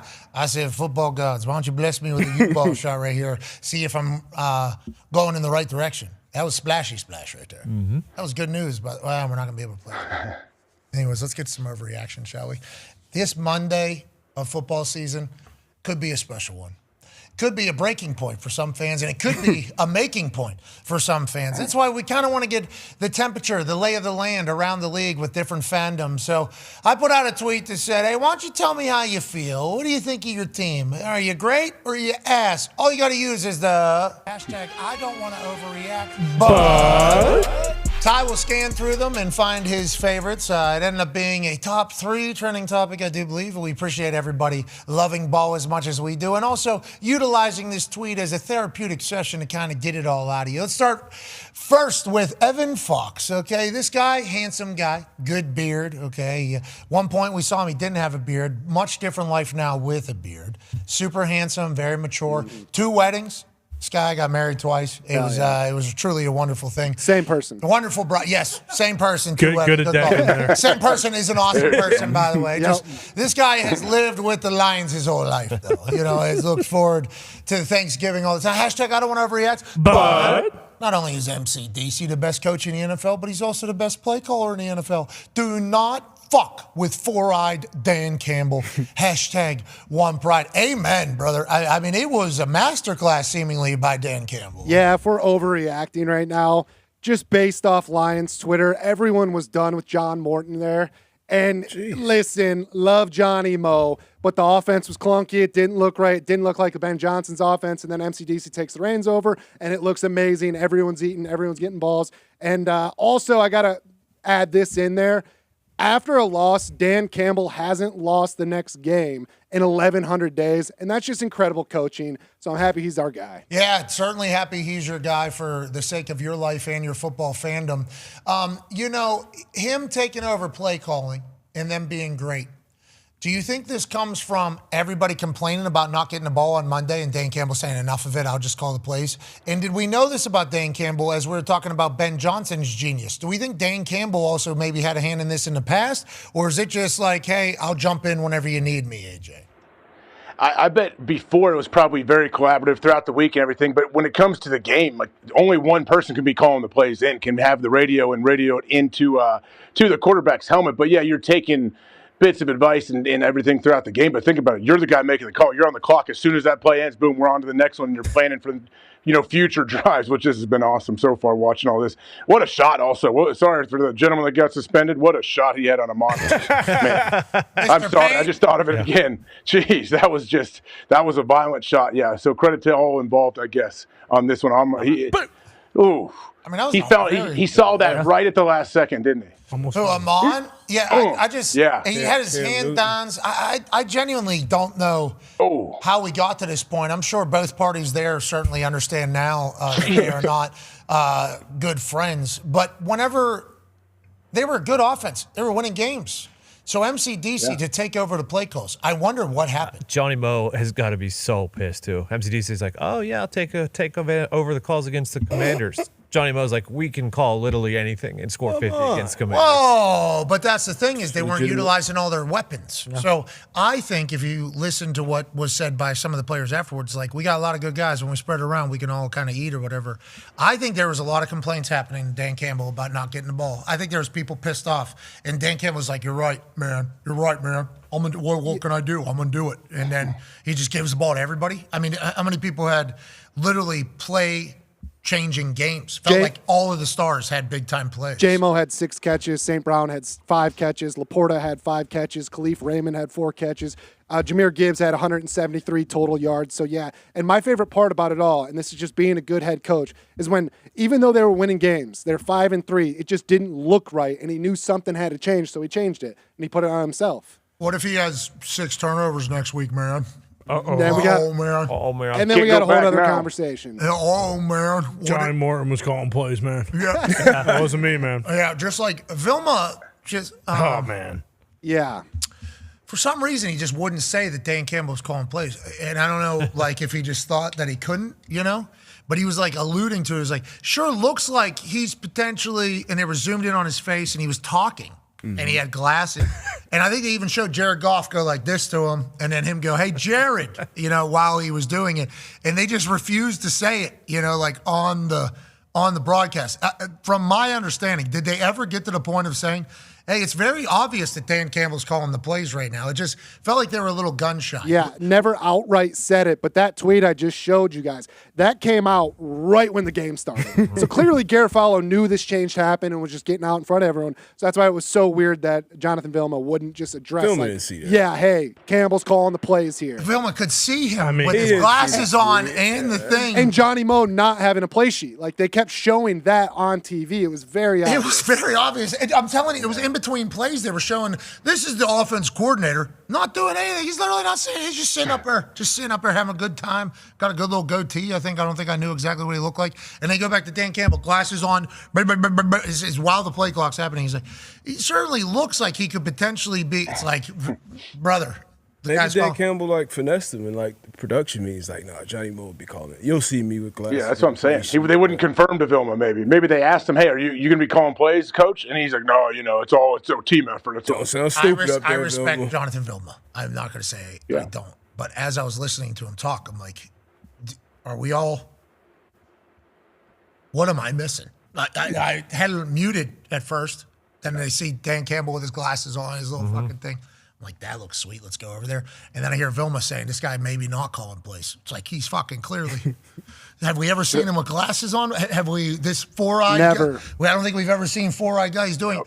But I appreciate Jonathan Vilma, okay? I do appreciate Jonathan Vilma doing his thing. Kenny Albert doing their thing. Had the president call a play. Love what they're doing. But just refusing to acknowledge what was clearly happening, which will go on to be one of the biggest stories of the entire game, basically. It's like, hey, this Detroit Lions team completely changed who's calling plays here. The head coach is now in charge, which then goes to a whole, do the coordinators matter if MCDC can just go ahead and do everything? And he has said, this place should be able to operate without me in here. Is it what I want to build? What a good spot for the Detroit Lions. Let's move on. Vilma and Kenny Albert, great work out there. I'm just saying, every time I heard the conversation about is he calling plays, it's like, this guy's been in the NFL a long time. Like, what are we? Maybe he was being told you can't. Well, I was just waiting for Kenny Albert to be like, yes, he is. Usually that would be his role, but he didn't. What did Kenny say to the president? The only thing I listen for when I hear Kenny Albert talk, if he's not saying yes just over and over again, it's kind of in one ear out the other. There was a lot of those for the Detroit Lions. Yeah, exactly. A lot of big-time throws and yes, touchdown. A lot of those. And then Commander's turnover. Detroit Lions got the ball again. And oh, no, but yes. That's kind of his bag, and that's why I love him. So good. Is the president going to be joining you in the booth tonight, Kenny? Yes. Do you have a plan for the president, Kenny? Yes. Are you going to have him call a play, Kenny? Yes. Whenever the Commanders score, is the president immediately going to acknowledge the ratings boost that has to be because this game has been boring and a blowout? Yes. Okay, all right. Let's go to the next overreaction. It's from Boston Connor. Legend living in his best life right now. Hashtag I don't want to overreact. But the Patriots are so much better than your favorite team. And this year's draft class might go down as the best draft class in the history of ball. Take a long look and get used to it. Again, tell me about the draft class, Con, man. Yeah, every single one of those players on there played their asses off. Trevion, of course, everyone knows. I believe he reached 22 miles an hour. We were just talking about that at the break. Kyle Williams, also 72-yard touchdown. Filthy. He's, kind of sitting a little bit in the back seat right now just because Kayshon Bouttie's doing so well. Jared Wilson starting left guard. Will Campbell, of course, starting left tackle. And then Craig Woodson. I texted D-Butt during the game. He's the reason they were so comfortable letting Kyle Duggar out the door. He actually had a massive pass breakup on 3rd and 3, which led to a 4th and 3, which led to a turnover on downs. He is very, very good. And then the photo on the right, McDaniels. The coaching staff is not going anywhere. Everyone they have, but not everyone.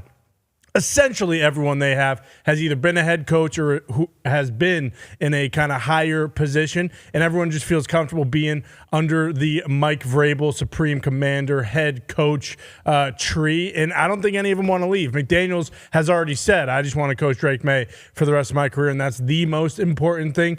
Head coaching matters. I mean, we just heard everything we just talked about MCDC and Foxy. It's actually the only reason I'm worried about my Packers pick because I think LaFleur sucks, but the Patriots are unbelievable. There is a chance here that this draft class, one, just kind of picks up the Drake May basically flag and just continues to run with it, man. The Pats are going to be good for the next 10 years with Drake May and Vrabel, and it might go much, much further after that. Congrats to you guys. We were really bummed out for you for those couple years. I felt that, and I appreciated that, and now you guys can just be happy for me. Okay, we are happy for you again. It's not just the Patriots. Yeah. Red Sox, well, it looks like they're going to be good. Yeah, they're on the up and up. And don't look now, but Marco Stern has those Boston Bruins playing pretty fucking well, too. Oh, yeah? Yeah, and hold on. Luka Garza had 16-8 last night, and we beat the Orlando Magic as underdogs. Joe Mazzulla, if he's not the head coach of the Celtics, he's going to coach his son's team because he doesn't want to coach for anyone else. And I fear that might lead to a very terrible life for Coach Mazzulla, but he's going to be the head coach in Boston for a little. Okay, so you got a young head coach there. You got a new head coach for the Patriots. You got a newer head coach for the Bruins. Where do the Red Sox go? I know they got Tony, right? And we got Tony. Also, word on the street is Tarek Skubal wants to be a Boston Red Sox, baby. Really? So don't look now. The kind of 4 major teams that you guys and myself have been so used to being just dominant in Titletown, USA, we had a little bit of a drought. Won the NBA championship 2 years ago, but we had a little bit of a drought. Yeah, had a parade still.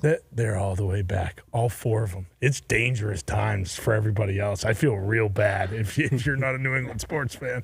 It might get real ugly across the board. It has been in the past. Yeah. Yeah, Yes, Massholes being given a lot of reason to be Massholes. It's certainly a time that we're staring down here, and we all need to understand that. We try to give a little bit of a warning at the end of COVID as people were starting to roll out in public. Okay, try to remember this. Try to give a little bit of a warning, like, hey, when you're at your house all by yourself and you're just popping off on the internet, like there was no actual repercussions other than people saying, you're a jerk. Okay, real life, people will punch you in the fucking face. Okay, you need to remember that. As we get out of our house and we go into public in society, let's remember that there are people that are about it out there and not about it with your bullshit, and they will punch you in the face. First weekend of sports, It was a knockout. Every baseball game. Every single, it was boom, the bang, and the pound. Felt like that was an observational thing from us that we did pretty good societal studies in the entire thing. Another one, massholes are about to be all the way back and very loud. Remember what it was like 10 years ago, 15 years ago? It's about to be like that again. We should prepare accordingly. Yeah, and I just really worry that within these next couple of years, Paul Skeens ships up to Boston. No. And then we have a real problem on our hands when it comes to those four. He's not shipping Definitely a up chance. Boston. Well, he's an LSU guy. Will Campbell too. I believe they're kind of friends actually. And when you hear Drake May speak, it just feels like him and Skeens are kind of like soulmates. You know, like they both are just about their sport. That's it. Drake May, I'm sure he is more than a football player, but he's a football player through and through. There's nothing about him that's not ball. And also the comments under his wife's TikTok, because his wife is just kind of, she's got a May in the shade. She's married to Drake fucking May. So she's just kind of cooking, and it's awesome, actually, and it looks great. All the comments on her TikTok are hilarious. It's just, hey, if Drake, don't let Drake eat too much tonight, unless he wants to, then let him eat whatever he wants. She's first lady all of a sudden. Yeah, Lady May, if you will. But yes, it is wonderful to be a New England Lady fan. May is certainly a fantastic name. Mhm. Congratulations to the Mays and the Mayflower that obviously Of course. descended upon Massachusetts again. Mm-hmm. Other teams searching far and wide for this. Oh, yeah. And other cities begging for this. Oh, dear. New England says, let us take it again. How could they let Vrabel go back there? The Titan. Rabel said something about the Titans. He did. Mm-hmm. Just don't put our names in the same sentence. Good luck, Nashville. You guys are going to do great. Yeah, he'll figure it out. They got to be just every Titans fan just like, what have we done? What? They're chanting his name as he comes in and beats him with his new squad. Yeah, things happen. What is kind of sweet that we should talk about is how great the NFC is at the top.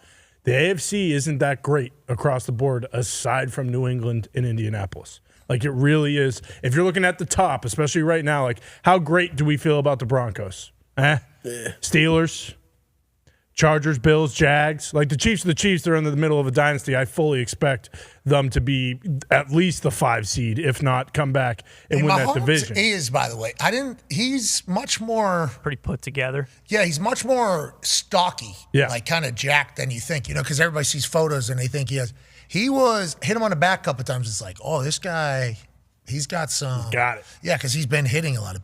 First thing he shows up, I go, you got to stop fucking taking these hits. I'm sick of it. He goes, what?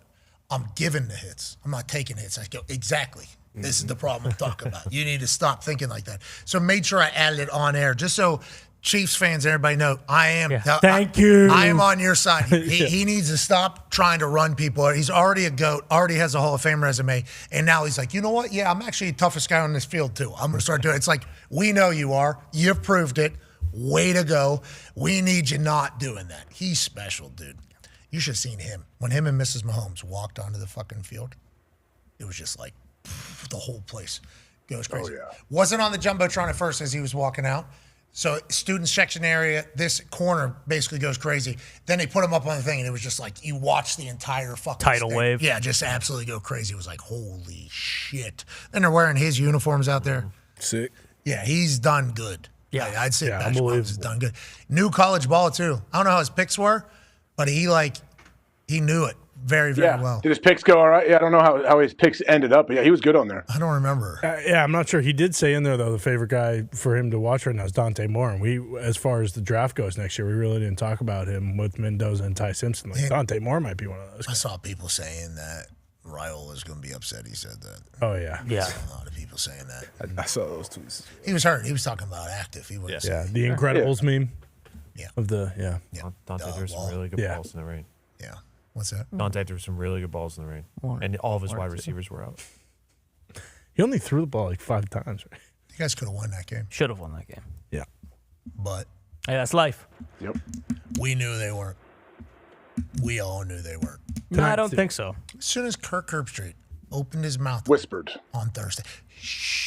Yeah, but that was it. That move right there. That would indicate, like, I was more worried about oh, they're going to get routed. Like, they're going to come in, and it really, like Iowa had their opportunities. Should have won. They outplayed them, actually. Yeah, but the football gods just weren't going to let that happen. That fumble. Yeah. The fumble. Oh, 6-7? Is that what you just did right there? Yeah. Mm-hmm. It's really alive and well. I noticed that whenever Saban went like this while he was giving an answer in the entire student section.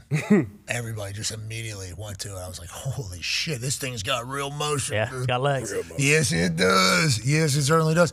And I'll tell you what, I'm starting to find a lot of different ways to use it. If it's going to be a part of society, we should start maybe using it. Then you got the people going, when's this over?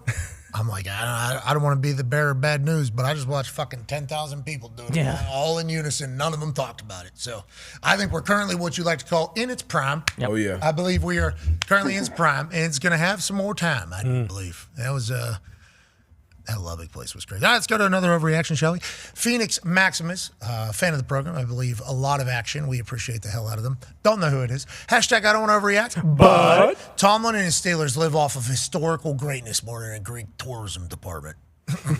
The best ownership in Pittsburgh is Fenway at this point, and damn, it hurts to say that. Fire everyone except Boss.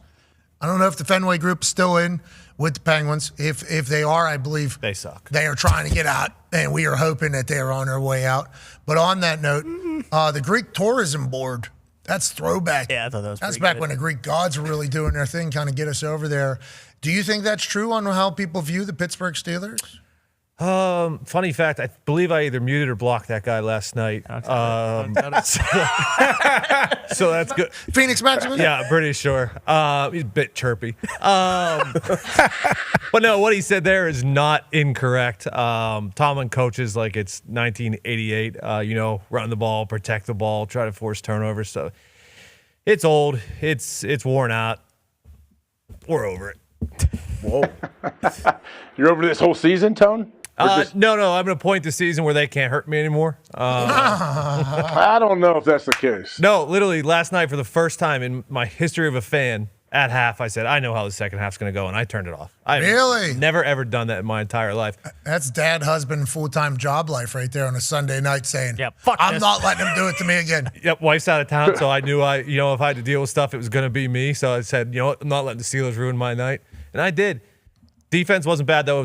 Aaron played the worst game you could possibly play as a quarterback. I don't know. We had 6 turnovers last week against Pittsburgh Steelers. I saw a negative 10 passing yard on a graphic earlier in the show today. So there was a couple. Yeah, but you saw it. I mean, he overthrew DK. He overthrew Jonnu. Aaron has been incredible this season. I'll say that. But last night was horrendous.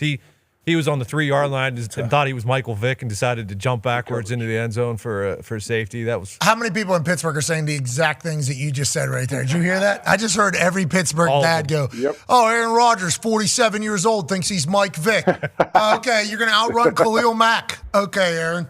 Yeah, go further into the end zone next time. We could win the next 5 or we could lose the next 5, and that's just how it is right now. Good luck to the Steelers and Phoenix Maximus. Yeah. Let's go to the next overreaction. This one's from Grant. I believe that's a Korean flag. At Grant Andres. Maybe international teacher or something. Hashtag I don't want to overreact. But Colts winning the Super Bowl. Indiana Jones sucking the blood out of the Falcons defense. JT ramming through everyone like a juggernaut. The football gods blessing us with Warren. Not even worried about the schedule. Me neither, Grant. Hell yeah. Everything you just said was right. I knew it was a big day for Jonathan Taylor just because I saw him running a lot, but with the way the game was going, I don't think I expected it. Whenever they said he has 220 yards right now, I was like, 220? Guten Morgen, Jonathan Taylor. This has been a great day over there in Germany. And then, obviously, with his ability to break the long one, the home run one, it's like any game is changeable. If we're losing, we're out. There's a chance we're about to hit a home run. This is the longest touchdown of the season for Jonathan Taylor and the NFL for a run. It's like, this guy's outrageous. 4 3 touchdown games is Crazy. insane. Offensive line seemingly all the way back. Now, they do have to protect a little bit better, and snappers got to get the ball to Daniel Jones' chest whenever he's snapping it. We can't have him bouncing all over the place. Danny Dimes has another 2 turnovers this week following last week's 6 turnover game. So 8 turnovers in a 2-week period. We end up with a win throughout, so that's good news. But if we get that cleaned up, which we should be able to, Danny Dimes is making massive throws. A lot of people want Daniel Jones to go back to who he was in New York. I hate to break it to you, with little to no time left, he was dropping dimes. In overtime, he dropped an absolute dime. Like the big moments, whenever they called for it, Daniel Jones delivered, which I think is what everybody who wants to see him fail would say he can't do. He can. Tyler Warren, to his point about the football gods blessing us, he's unbelievable. He had his ankle tape, too. I have no idea what he's got going on, but he's not going on the field with an ankle tape like that if there isn't something real. So I assume he's pretty banged up. He had a couple huge. He had a 4th down, obviously, for us earlier. That one in overtime puts us in position to kick the field goal if we want to win this. Instead, Jonathan Taylor says, let me just go ahead and pull him away, and then I'll do my dance all over Germany. And the Colts were the home team. There was an interesting situation with Clete Blakeman and coin toss at overtime, but it felt like it was a home game, too. Bjorn Werner was on the anvil beforehand, stood up, the place went crazy. The guy who sings the what's his name? Scooter performed DeFlo. his song. Scooter. Everybody was dancing. DeFlo was not performing. He was probably there if I had to guess. Edgerrin James, Dallas Clark were doing a bunch of stuff. Kalen built a parking lot, or a park, I'm so sorry. Over there, it's like the Colts, Carly Ursay goes and buys a round for everybody that was at the Colts home base bar. And then we actually got inside information from sources in Germany that maybe were the DJ for a couple of different events. And the DJ said to us that Carly Ursay walked in. Okay, I don't think she was supposed to plan to be there. Asked the DJ, hey, how do you say let's fucking go in German? DJ tells her, and then she says that to the crowd. Place goes absolutely crazy. She does a how you doing, maybe buys a round, and then leaves. So it's like Carly, Kalen, the Colts tried to embrace Germany, I think, as much as possible. And I think Germany was embracing them back, especially with our history with Bjorn, former first-round pick, and obviously everything he's done for the game over there. And then we put on a show for him. It was like home run situation for a Colts home game in Germany. And I was really proud of the entire franchise and organization, to be clear. Absolutely. Took a total team effort. Going overseas, there's always different challenges you got to deal with. As a team, we coaches always say, hey, play the whole 60 minutes. We've seen teams around the league lose leads, Jaguars, Giants, whoever it is, in that fourth quarter. So for us to close the game out, Badgley making the kick after he missed a couple, which was a big-time kick. We needed it. And defense getting the stop in OT, and then offense going down and getting it done. And then, obviously, Sauce Gardner. You trade 2 first-round picks, that's going to be a conversation. A lot of eyes are going to be on him. I can imagine what he was trying to deal with, learning the playbook, traveling, doing all the different things. So I'll give him a pass kind of on this performance, even though he had a good performance, but I don't think it was up to his standard. So I'm excited to see where we're going with this full, kind of this whole new team and new generation with Daniel Jones. And then the celebration. We got to talk about the celebration with Cam Bynum.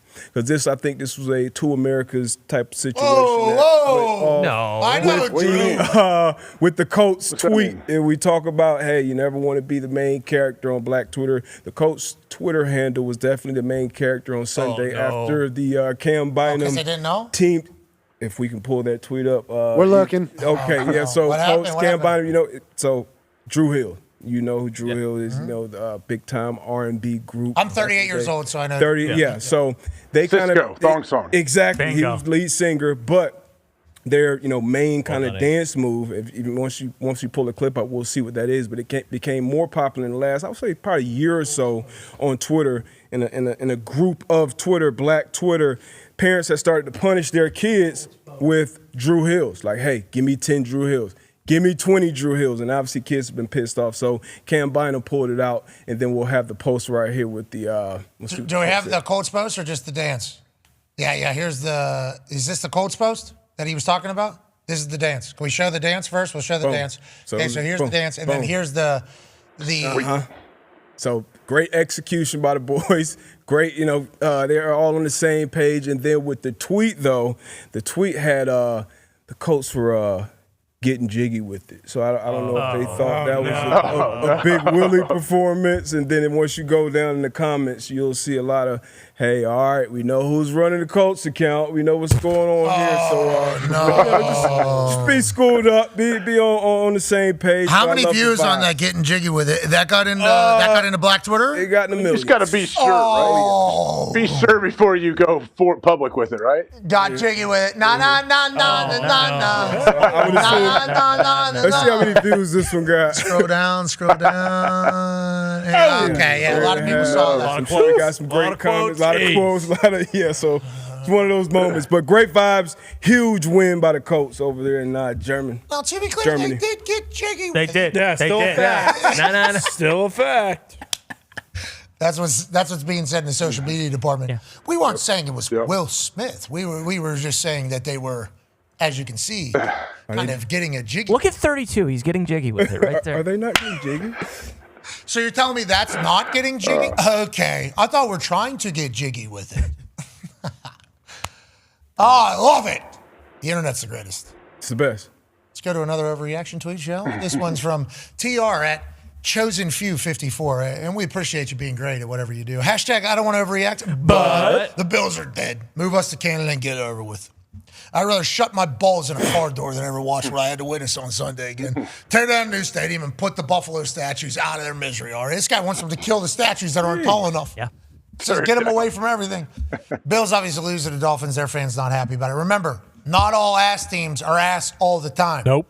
And on that note, every once in a while, really good teams are going to play like ass, which I think is what happened on this particular field down in South Florida. Obviously, Dolphins fans are very excited. Gumpy's got a hoodie. He's got a hat. I mean, he's got the whole thing on this victory Monday. They were celebrating in the locker room. They love McDaniels. This comes after they fired Greer. So maybe a special Sunday for Miami. And on that note, Bills fans, you can't give up that quick. Now, there's some trends that are happening to this Bills defense that I think are alarming for Bills fans if you want to win a Super Bowl. Hembo sent us a stat. They're not stopping a run at all against good running backs. Derrick Henry goes crazy. Bijan Robinson goes crazy. Achane goes crazy against the Buffalo Bills rush defense. So they certainly have reason to be, a little bit alarmed. But on that note, let's not be putting our balls in a car door. Okay, let's not be smashing any balls indoors at this moment. Yeah, they're a fickle bunch. I think the reason is because they are looking ahead. The Bills' schedule is very, very tough. They got the Bucs at home. Tough game, especially Bucs coming off a loss. At Houston in prime time. At Steelers. Bengals December 7th, which... So you're saying a lot of things I'm hearing not the same. Yeah, true. Two of those three so far, not great. But now the Bengals in December 7th, with what we heard today, that's Joe Burrow, if he comes back. At New England, Browns, okay, and then the Eagles. So just with that race, like they do. I'm a Bills fan. I'm pretty excited. I'm pretty excited for what we got down the stretch here. I did keep going to D-Bone's Twitter to see how Bills Mafia was feeling yesterday, and there was just nothing there. It was interesting. Hard to tweet when you're losing. D-Bone. Well, maybe you can't be a front runner. Yeah, true. D-Bone understands he's a national champion football player. Yeah, he knows. He's national. They got the Eagles still. They got the Bucs still. They got New England still. Mm-hmm. Kincaid got hurt again too. He's their best weapon. All right, so let's say those are 3 losses. Besides Coach. Yeah, and then Joe Burrow Bengals, I think we just kind of have to wait and see, I guess. They're a game and a half behind the Pats right now. Like they really can't afford. And I think the Pats. I mean, however you want to look at it. And we talked about how every team in the NFL is good, but in terms of like strength of schedule, I think they have the easiest remaining schedule. The Pats do. So it's like, can you even afford to lose 3 games? Do we think the Bills can win the Super Bowl this year? No. I don't think anybody. Put that Hembo stat up again about the rush yards. Yeah. That is going to be tough to win the Super Bowl. BA was talking about they are weeks ago. With the they're run. 31st in rushing. Like it's not just those 3. And even Josh Allen's still Sorry, an 31st MVP. against the run is what I meant. But like, if you look at the offense as a whole, like that offense isn't scaring anybody outside of James Cook. Guys couldn't get open yesterday at all. Hey, I saw a lot of Sick flexing out of Miami. Guy got a pick, I think. Grill, full grill, right in the camera. Them celebrating afterwards, I'm like, good for Miami. Good for Miami. Still having fun. This is the experience you're supposed to have as a professional football player. Yeah, I like that you're getting to have this. Now, are they potentially thinking, who knows when this is coming again? Yeah. We have no idea. Everybody, unload the clip on shit we've wanted to do. Okay? Unload. Get the laundry baskets, fucking get the noise, get the music. Get It's the first for me. Yeah, and get the stage ready for Coach. We need a spin-a-rooney, fucking hit the worm as well, sir. We need fucking Coach standing on a riser. We need everything. I had a question. We don't know when this is happening again. We need all the speeches. We need all the chants. Let's get the cigars in this motherfucker. This is football. This is what it's supposed to be here, boys. This is what it's supposed to be. Do all coaches stand on stuff when they talk to It's like it's its own little stage, it looks like. If they travel with that thing, it looks like its own stage. It was a home game. The world is a stage, and McDaniel's certainly taking advantage of it. But, yeah, he just wants to be able to see everybody in the back. You know, that's just kind of how it is. Let's go to the next overreaction, shall we? From the Buffalo Bills slamming their balls in car doors to Tyler Stevenson. Hashtag I don't overreact. But whoever that dipshit that said KOC and JJ9 were going to run the NFC North needs to be held accountable. This team will go absolutely nowhere with this alter ego loser at QB. Round of applause to Kwesi and KOC on this move. I miss Darnold. A lot of Vikings fans not happy about 9. Yeah, people are sick of the 9 thing. I think if he would have just said, I'm J.J. McCarthy the whole time, no big deal. Hey, our young quarterback had a little bit of a rough game. But, I mean, the alter ego sucks. I think that's the problem. What do you mean? This guy's new to the NFL. He's your first real snaps. He's a rookie. Yeah, but like you said, I mean, I think... Well, he's not, but you get it. Right, and you can, you know, we've seen it with Josh Allen. Like, you can get a little bit more accurate, you know, while you're in the league. 20 of 42 ain't going to cut it. And some of these interceptions that he was throwing... Peyton Manning threw 28 interceptions. You think J.J. McCarthy's Peyton Manning? Just early. Just early on. And we don't have to do a whole... Just yes or no. Do you think J.J. McCarthy is Peyton Manning? Personally, I don't. I don't know if Peyton was ever saying 18. Call me 18. Yeah, exactly. I mean, maybe. Sure. But on that note, don't fucking call me Peyton. I'm 18 on the field.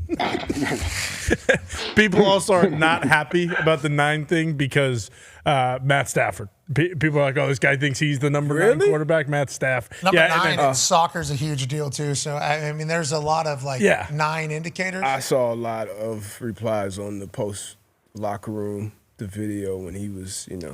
Oh, yeah. Well, not just that. Like he went threw for 142. Yeah, he threw one good pass in the first quarter, and he's walking down the field like he just won the fucking game. He got an unflappable confidence. He does. He's a leader. You got to be confident. So we can say whatever we want about him. Hold on, let's get into this. You guys seemingly are. Still early. But on that note, JJ, I believe, buddy. I believe in you, JJ. I believe in JJ. Everybody says he's the guy. Mentally. It's like, we'll see offseason. He hasn't had like a career, an NFL career, really, opportunity. This is his rookie season. He's in there for the first time. So he might have some ass throws, like off by 10 yards. Happens. With guys that need to work on accuracy and all that stuff, which he certainly does. But from everything we know about him, he'll take ownership of that and hopefully get better. Yeah. A lot of what I was seeing, too, was, oh, boy, J.J. McCarthy is going to turn Justin Jefferson into Stephon Diggs.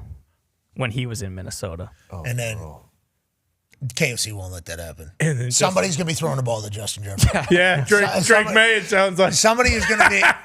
Holy shit. No, he went to the Bills. You better hope not. Especially with Brandon Beane looking into Jalen Waddle allegedly during the trade. Yeah, he was going to go to the Bills because they were the kings of the AFC East, but that's over. And now, this year, everyone sees what's happening. You want to play for Mike Vrabel and get Drake May? Don't you have a lot of money, too, up there? We have the most money by a wide margin over the next few years. The most smart. They got a lot of picks. I mean, held on. I don't know how we let this happen as a league. And I don't know what it is, but the number 3 is now mine. It used to be 4, but now the number 3 is my new favorite number because if you just look at, just the importance of it, Jason Tatum, Jaylen Brown, and Drake May, all the number 3 overall pick. I mean, it's just one of those things where they just fall into your lap sometimes. Other people make decisions, and you guys say thank you. Exactly.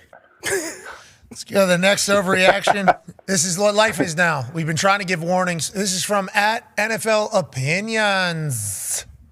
Hashtag I don't overreact, but the Jets are back. We let the stars walk and instantly become better. Have fun with Slips Gardner. That's good.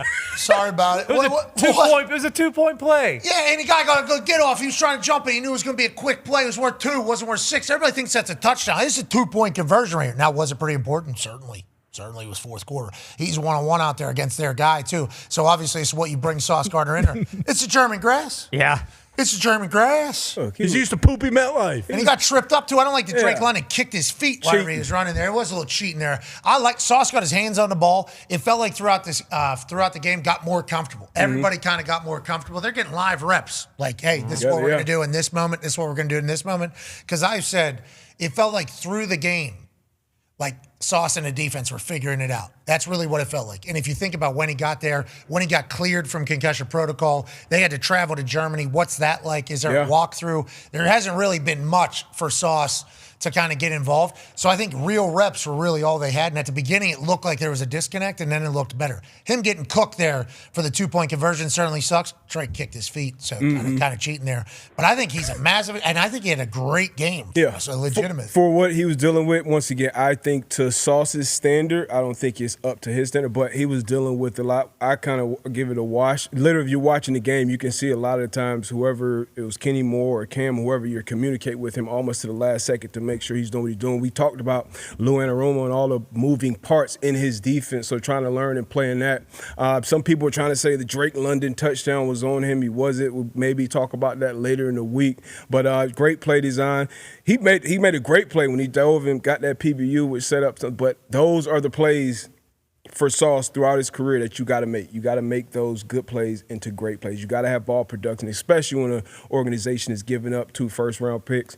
But on the other side, next week, All-Pro Mooney should be coming back. So seeing those 2 corners on the outside with Kenny Moore, Cam Bynum, Nick Cross, like we got pieces back there. Yeah, we're going to win the Super Bowl, AJ. It's good news. And on the other half of that tweet, does feel like the Jets are certainly creating something special over there with Aaron Glenn. To Kirk Herbstreit's point, though, played the Browns and the Bengals. Yep. Okay, played the Browns and the Bengals, which got to win games. That's not your fault. But on that note, I love that they're honoring your friend.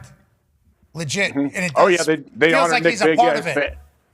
Oh, yeah, he definitely is. I mean, this was awesome. They made some really sweet shirts and hats, too, for him. Yeah, his family was there. I mean, I'm sure it was awesome in the stadium for this. But, yeah, believe me, Nick is – you should have seen the police presence at his funeral. All the biker cops. There's like 40 biker cops leading us everywhere.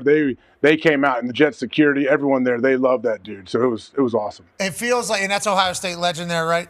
Mm-hmm. What's his name? Yeah, Ruckert. Ruckert, great mustache Ruckert. on him. Ruckert, tight end. Yeah, Ruckert, the tight end with a great mustache. 4th year out of Ohio State, wears the mango jersey on the way in. But it does feel like he's a part of it, you know? And that's cool. Yeah. And I think that's good babyface for the Jets from outside in.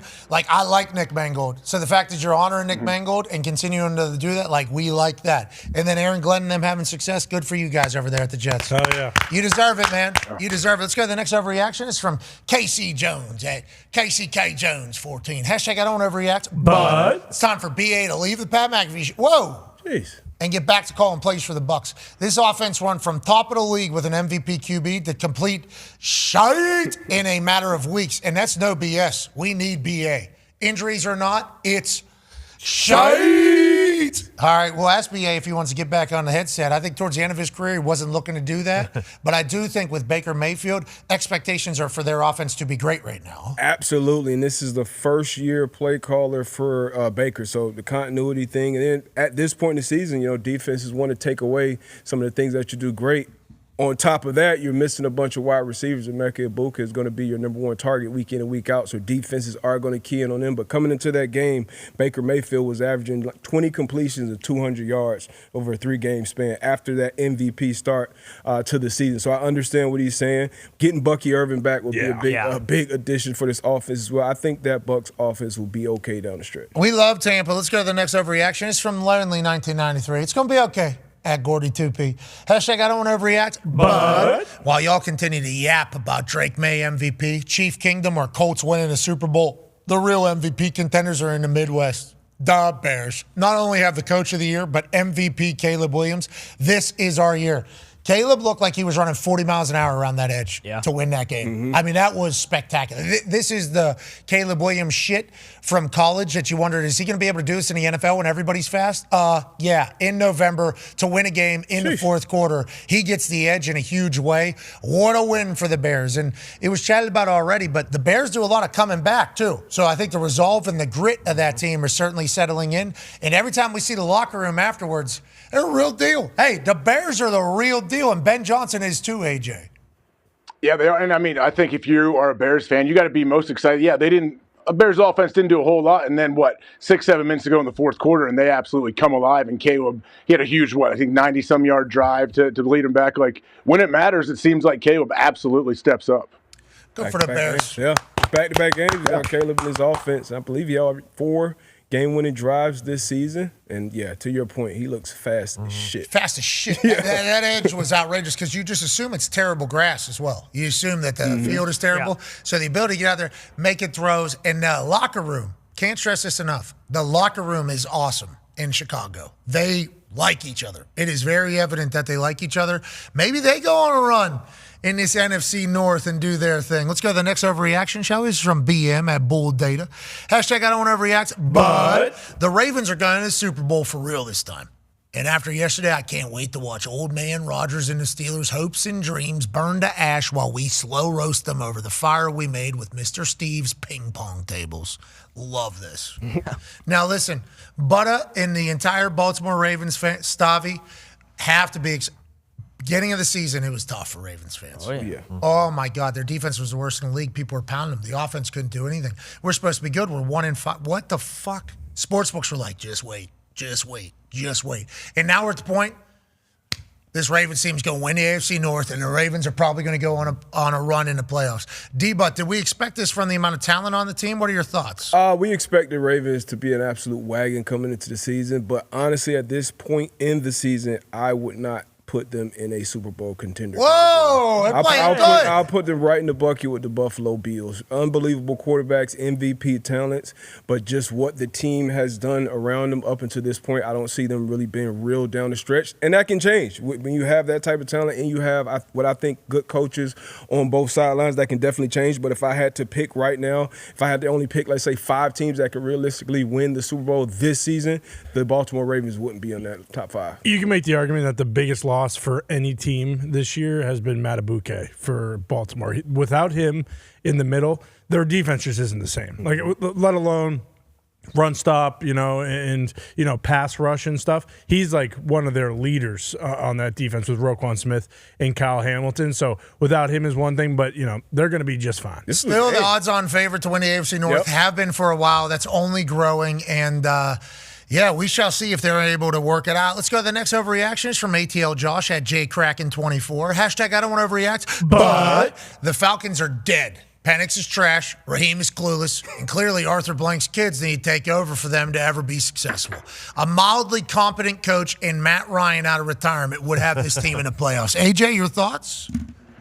I don't know if I fully agree with this overreaction. I mean, the Falcons are one of those teams, too, that they ride the roller coaster, I feel like. They absolutely could have won, but, I guess teams, until you get over that hump and to prove that you are in the next tier, those are the games you win. I think the Falcons obviously let this one slip away. 9. Yeah, they were never going to win that game. Okay, they were never going to win that game out there. The Colts were going to win that one the entire time. But I will say this, Falcons are playing good. Falcons were playing very good. That defense was everywhere. Their defense is relentless. Yeah, their defense, I don't know how many sacks. They got a ton of sacks and tons of pressure. They can, obviously, stopping the run is another issue. Guy's bleeding from his mouth. The quarterback. Obviously, Jonathan Taylor runs for 250, so that kind of goes against everything about saying they have a good defense. This is so great. But Daniel Jones' mouth is bleeding because he was getting hit. I mean, the Atlanta Falcons played good football, I thought, in the morning, which is why I was so excited about the win. I'm like, we caught the Atlanta Falcons on a day where they were playing very well. They were playing very offensively. I thought obviously you have some changes you have to make. Penix made a couple good throws, missed a couple that weren't good. Some bad decisions took place, but I thought the Falcons were playing good. So whenever we get to win, I'm excited about it. And then all anybody said was it was the Falcons. It's it's a fucking NFL team. It's a good team. Yeah, it's an NFL team. They are a good team. I think the Colts are going to the Colts. That's a game that maybe in the past they lose, don't you think? A game like that when you're not, you don't know how to win. You're not used to winning. Those are the games you let slip away. And you think about after the season. season, oh, what could have been. No, the Colts figured it out and they got to win, and you get to have a nice, fun, long plane ride home, obviously. Oh, that had to be so much better than the fucking Falcons. Every coach, can you imagine every coach and player just so happy they won? Like, oh, yeah. Well, we flew back from London after a loss. I was on about 170 milligrams because I had to eat all this stuff. But, yeah, it was an interesting vibe on the way back. I didn't know we were going through the actual airport. We're going through Heathrow? What? Can't go through Heathrow. They got actual scanners there, right? Yeah. Oh, no. I've seen Locked Up Abroad. Got to make these disappear. All right, Just got to eat them all. I'm going to throw them away. Well, there's a cop literally sitting right next to the trash can up there in the front of the bus. All right. Vinny, you want to help me here? What do you need to do? I need to make all these disappear. By when? How far is the airport? We're like 5 minutes out. We got 5 minutes to make this disappear. Jesus. I don't know, bud. All right, fuck it. Gone. As soon as we get there, off the bus, right in the check-in, long line to get our bags through there. And just every moment that passes, I'm just starting to take off to a different altitude. And Vinatieri's like, I got you, buddy. I'll get you in a plane. Thank you. And boarding pass wasn't there. Yeah, so then we go through the thing. My bag obviously gets selected. Okay, they check my bag, so I have to go wait around the thing. Vinny's like, I'll wait with you. Thank you, sir. Fucking gone. Eyes, have no idea what my eyes look like. Everybody sees it in my eyes every day, I think. So, could be anything. Was so loaded with excuses. I'm tired, super tired. We just played a full football game. Jet lag. Yeah, time You already change. had those. Whole thing. I was going through it all, especially in that moment. You're going through everything. Like, And my immediate thought is, oh, no, I left some in the bag somewhere. There's some in that bag somewhere. I ate a lot, though. I don't know, but maybe there's some in that bag. They go through. It turns out it was just like toothpaste or something. Like, you can't have this. I'm like, yeah, I know. You want me to eat it? So then kind of go back, go all the way to our gate. I don't have a boarding pass. Somewhere in the process, I lost my boarding pass, so I have no idea where that is. They have to print out another one at the thing, so I'm standing at the thing. Boarding pass. Everybody of the Indianapolis Colts is boarding the fucking plane. I'm just standing there. After a loss, too. That's a much different situation after a loss than a And you win. see Pat over there, too. You're like, oh, shit. What happened? I'm not getting arrested, yeah. If you win, it's if you win, it's funny and they're fist bumping you and stuff. You lose, you're just head down. Everyone just like, oh, okay, here we And go. I think there's starting to be some buzz about what was possibly taking place. There, Shout out to Vinatieri. He never left me. Vinatieri sat over there. He was making fun of me while everybody else was making fun of me. This guy lost his boarding pass. I'm like, Vinny, shut the fuck up. I could be trying to get some gum over here or something like that. He goes, everybody kind of sees it. So it was a whole scene for us. And then on the plane, obviously, we just lost. So it's just like, you leave second because you lost in the international game. And also, it's a long-ass flight back. And it's like, the next week's fucked because everything's scheduled. It's just, winning that game has to be so much better. I've never experienced it, but it has to be so much better. My rookie year, we went over to London and played the Bucks, and we won. And, yeah, it's a fun ride. That would have been a great plane. Oh, yeah, for sure. But on that note, of traveling and shit, shout out to TSA. And all the people that's been showing up, because it's been a shit show in these airports. People actually showing up, not getting paid and shit, with the government shutdown and all that. So shout out to them doing their best. Absolutely. And I believe, right, we had some real progress in that entire world over the last 24 hours. Mm-hmm. That's good news. Hopefully that's within the next couple of days. Yeah, it's crazy to think about what is all dependent upon stuff. Especially this time of year, like Thanksgiving right around the corner. Like, and also how dangerous it all is. Legit. So. When the pilot comes on and say, hey, we got to wait because air traffic control, they're cutting down 20% of blah, blah. It's like, all right. Okay. So are we just eyeballing this thing? So are we able to land? Yeah, you are. Okay. All right. Sounds good. Shout out to everybody giving their time for the good of society. Wild time. I believe there is going to be a payback on the back end if what I read is accurate. So, do the right thing. Hopefully you get rewarded in the end. But even if you don't, doing the right thing is the right thing to do. Hell yeah. Last overreaction. This is from Bolts fan, Roca92. Hashtag I don't want to overreact, but Justin Herbert is the MVP. No other quarterback could survive behind a line built from other teams' scrap piles like the Chargers and keep getting the W. So we saw the PFF ranks, brother. We know. We know what you're saying. And Herbert is an incredible quarterback to lead a team that has this particular problem. He's very tough, and he doesn't say anything negative about anything. Super positive, always on to the next one. Incredibly tough, incredibly athletic, incredibly talented. Chargers get a huge win on Sunday Night Football, and I'm a believer in hardball football. and I'm a believer in this Chargers team. Can they win the Super Bowl? 38 out of 38 at tackle. Is Jordan Absolutely not. I don't think so. Is he out for the year? I think so. And Slater's out for the year for sure. Yeah, I don't know if Zion Johnson is. It's going to be tough. We always look at AQ's trenches and those teams. Those are ones that usually go. And he got sacked 5 times last night. Well, Deculus is out there getting shit talked before the game even starts by graphics. Bullshit. What do you think he's going to do? Hey, boys, way to get a win over there. They said it was impossible with how bad you guys were. Yeah. That's what PFF said. Not us. We were believers. Pick the Chargers, I believe. All right, we're going to get out of here. Tomorrow we'll be live from Paris Island. Historic day tomorrow. Big time show. We're going to be enjoying the opportunity to honor and thank our country's veterans who have signed a line to say, we'll go do it. If it has to happen, we'll be the ones. Hell yeah. Badass individuals. We can't thank them enough. We'll try to tomorrow. Be a friend. Tell a friend something nice. It might change their life. We're in this thing together. Team on me. Team on 3. Good luck tonight, boys. Packers, Eagles, take it home. 1, 2, 3. Team. Goodbye.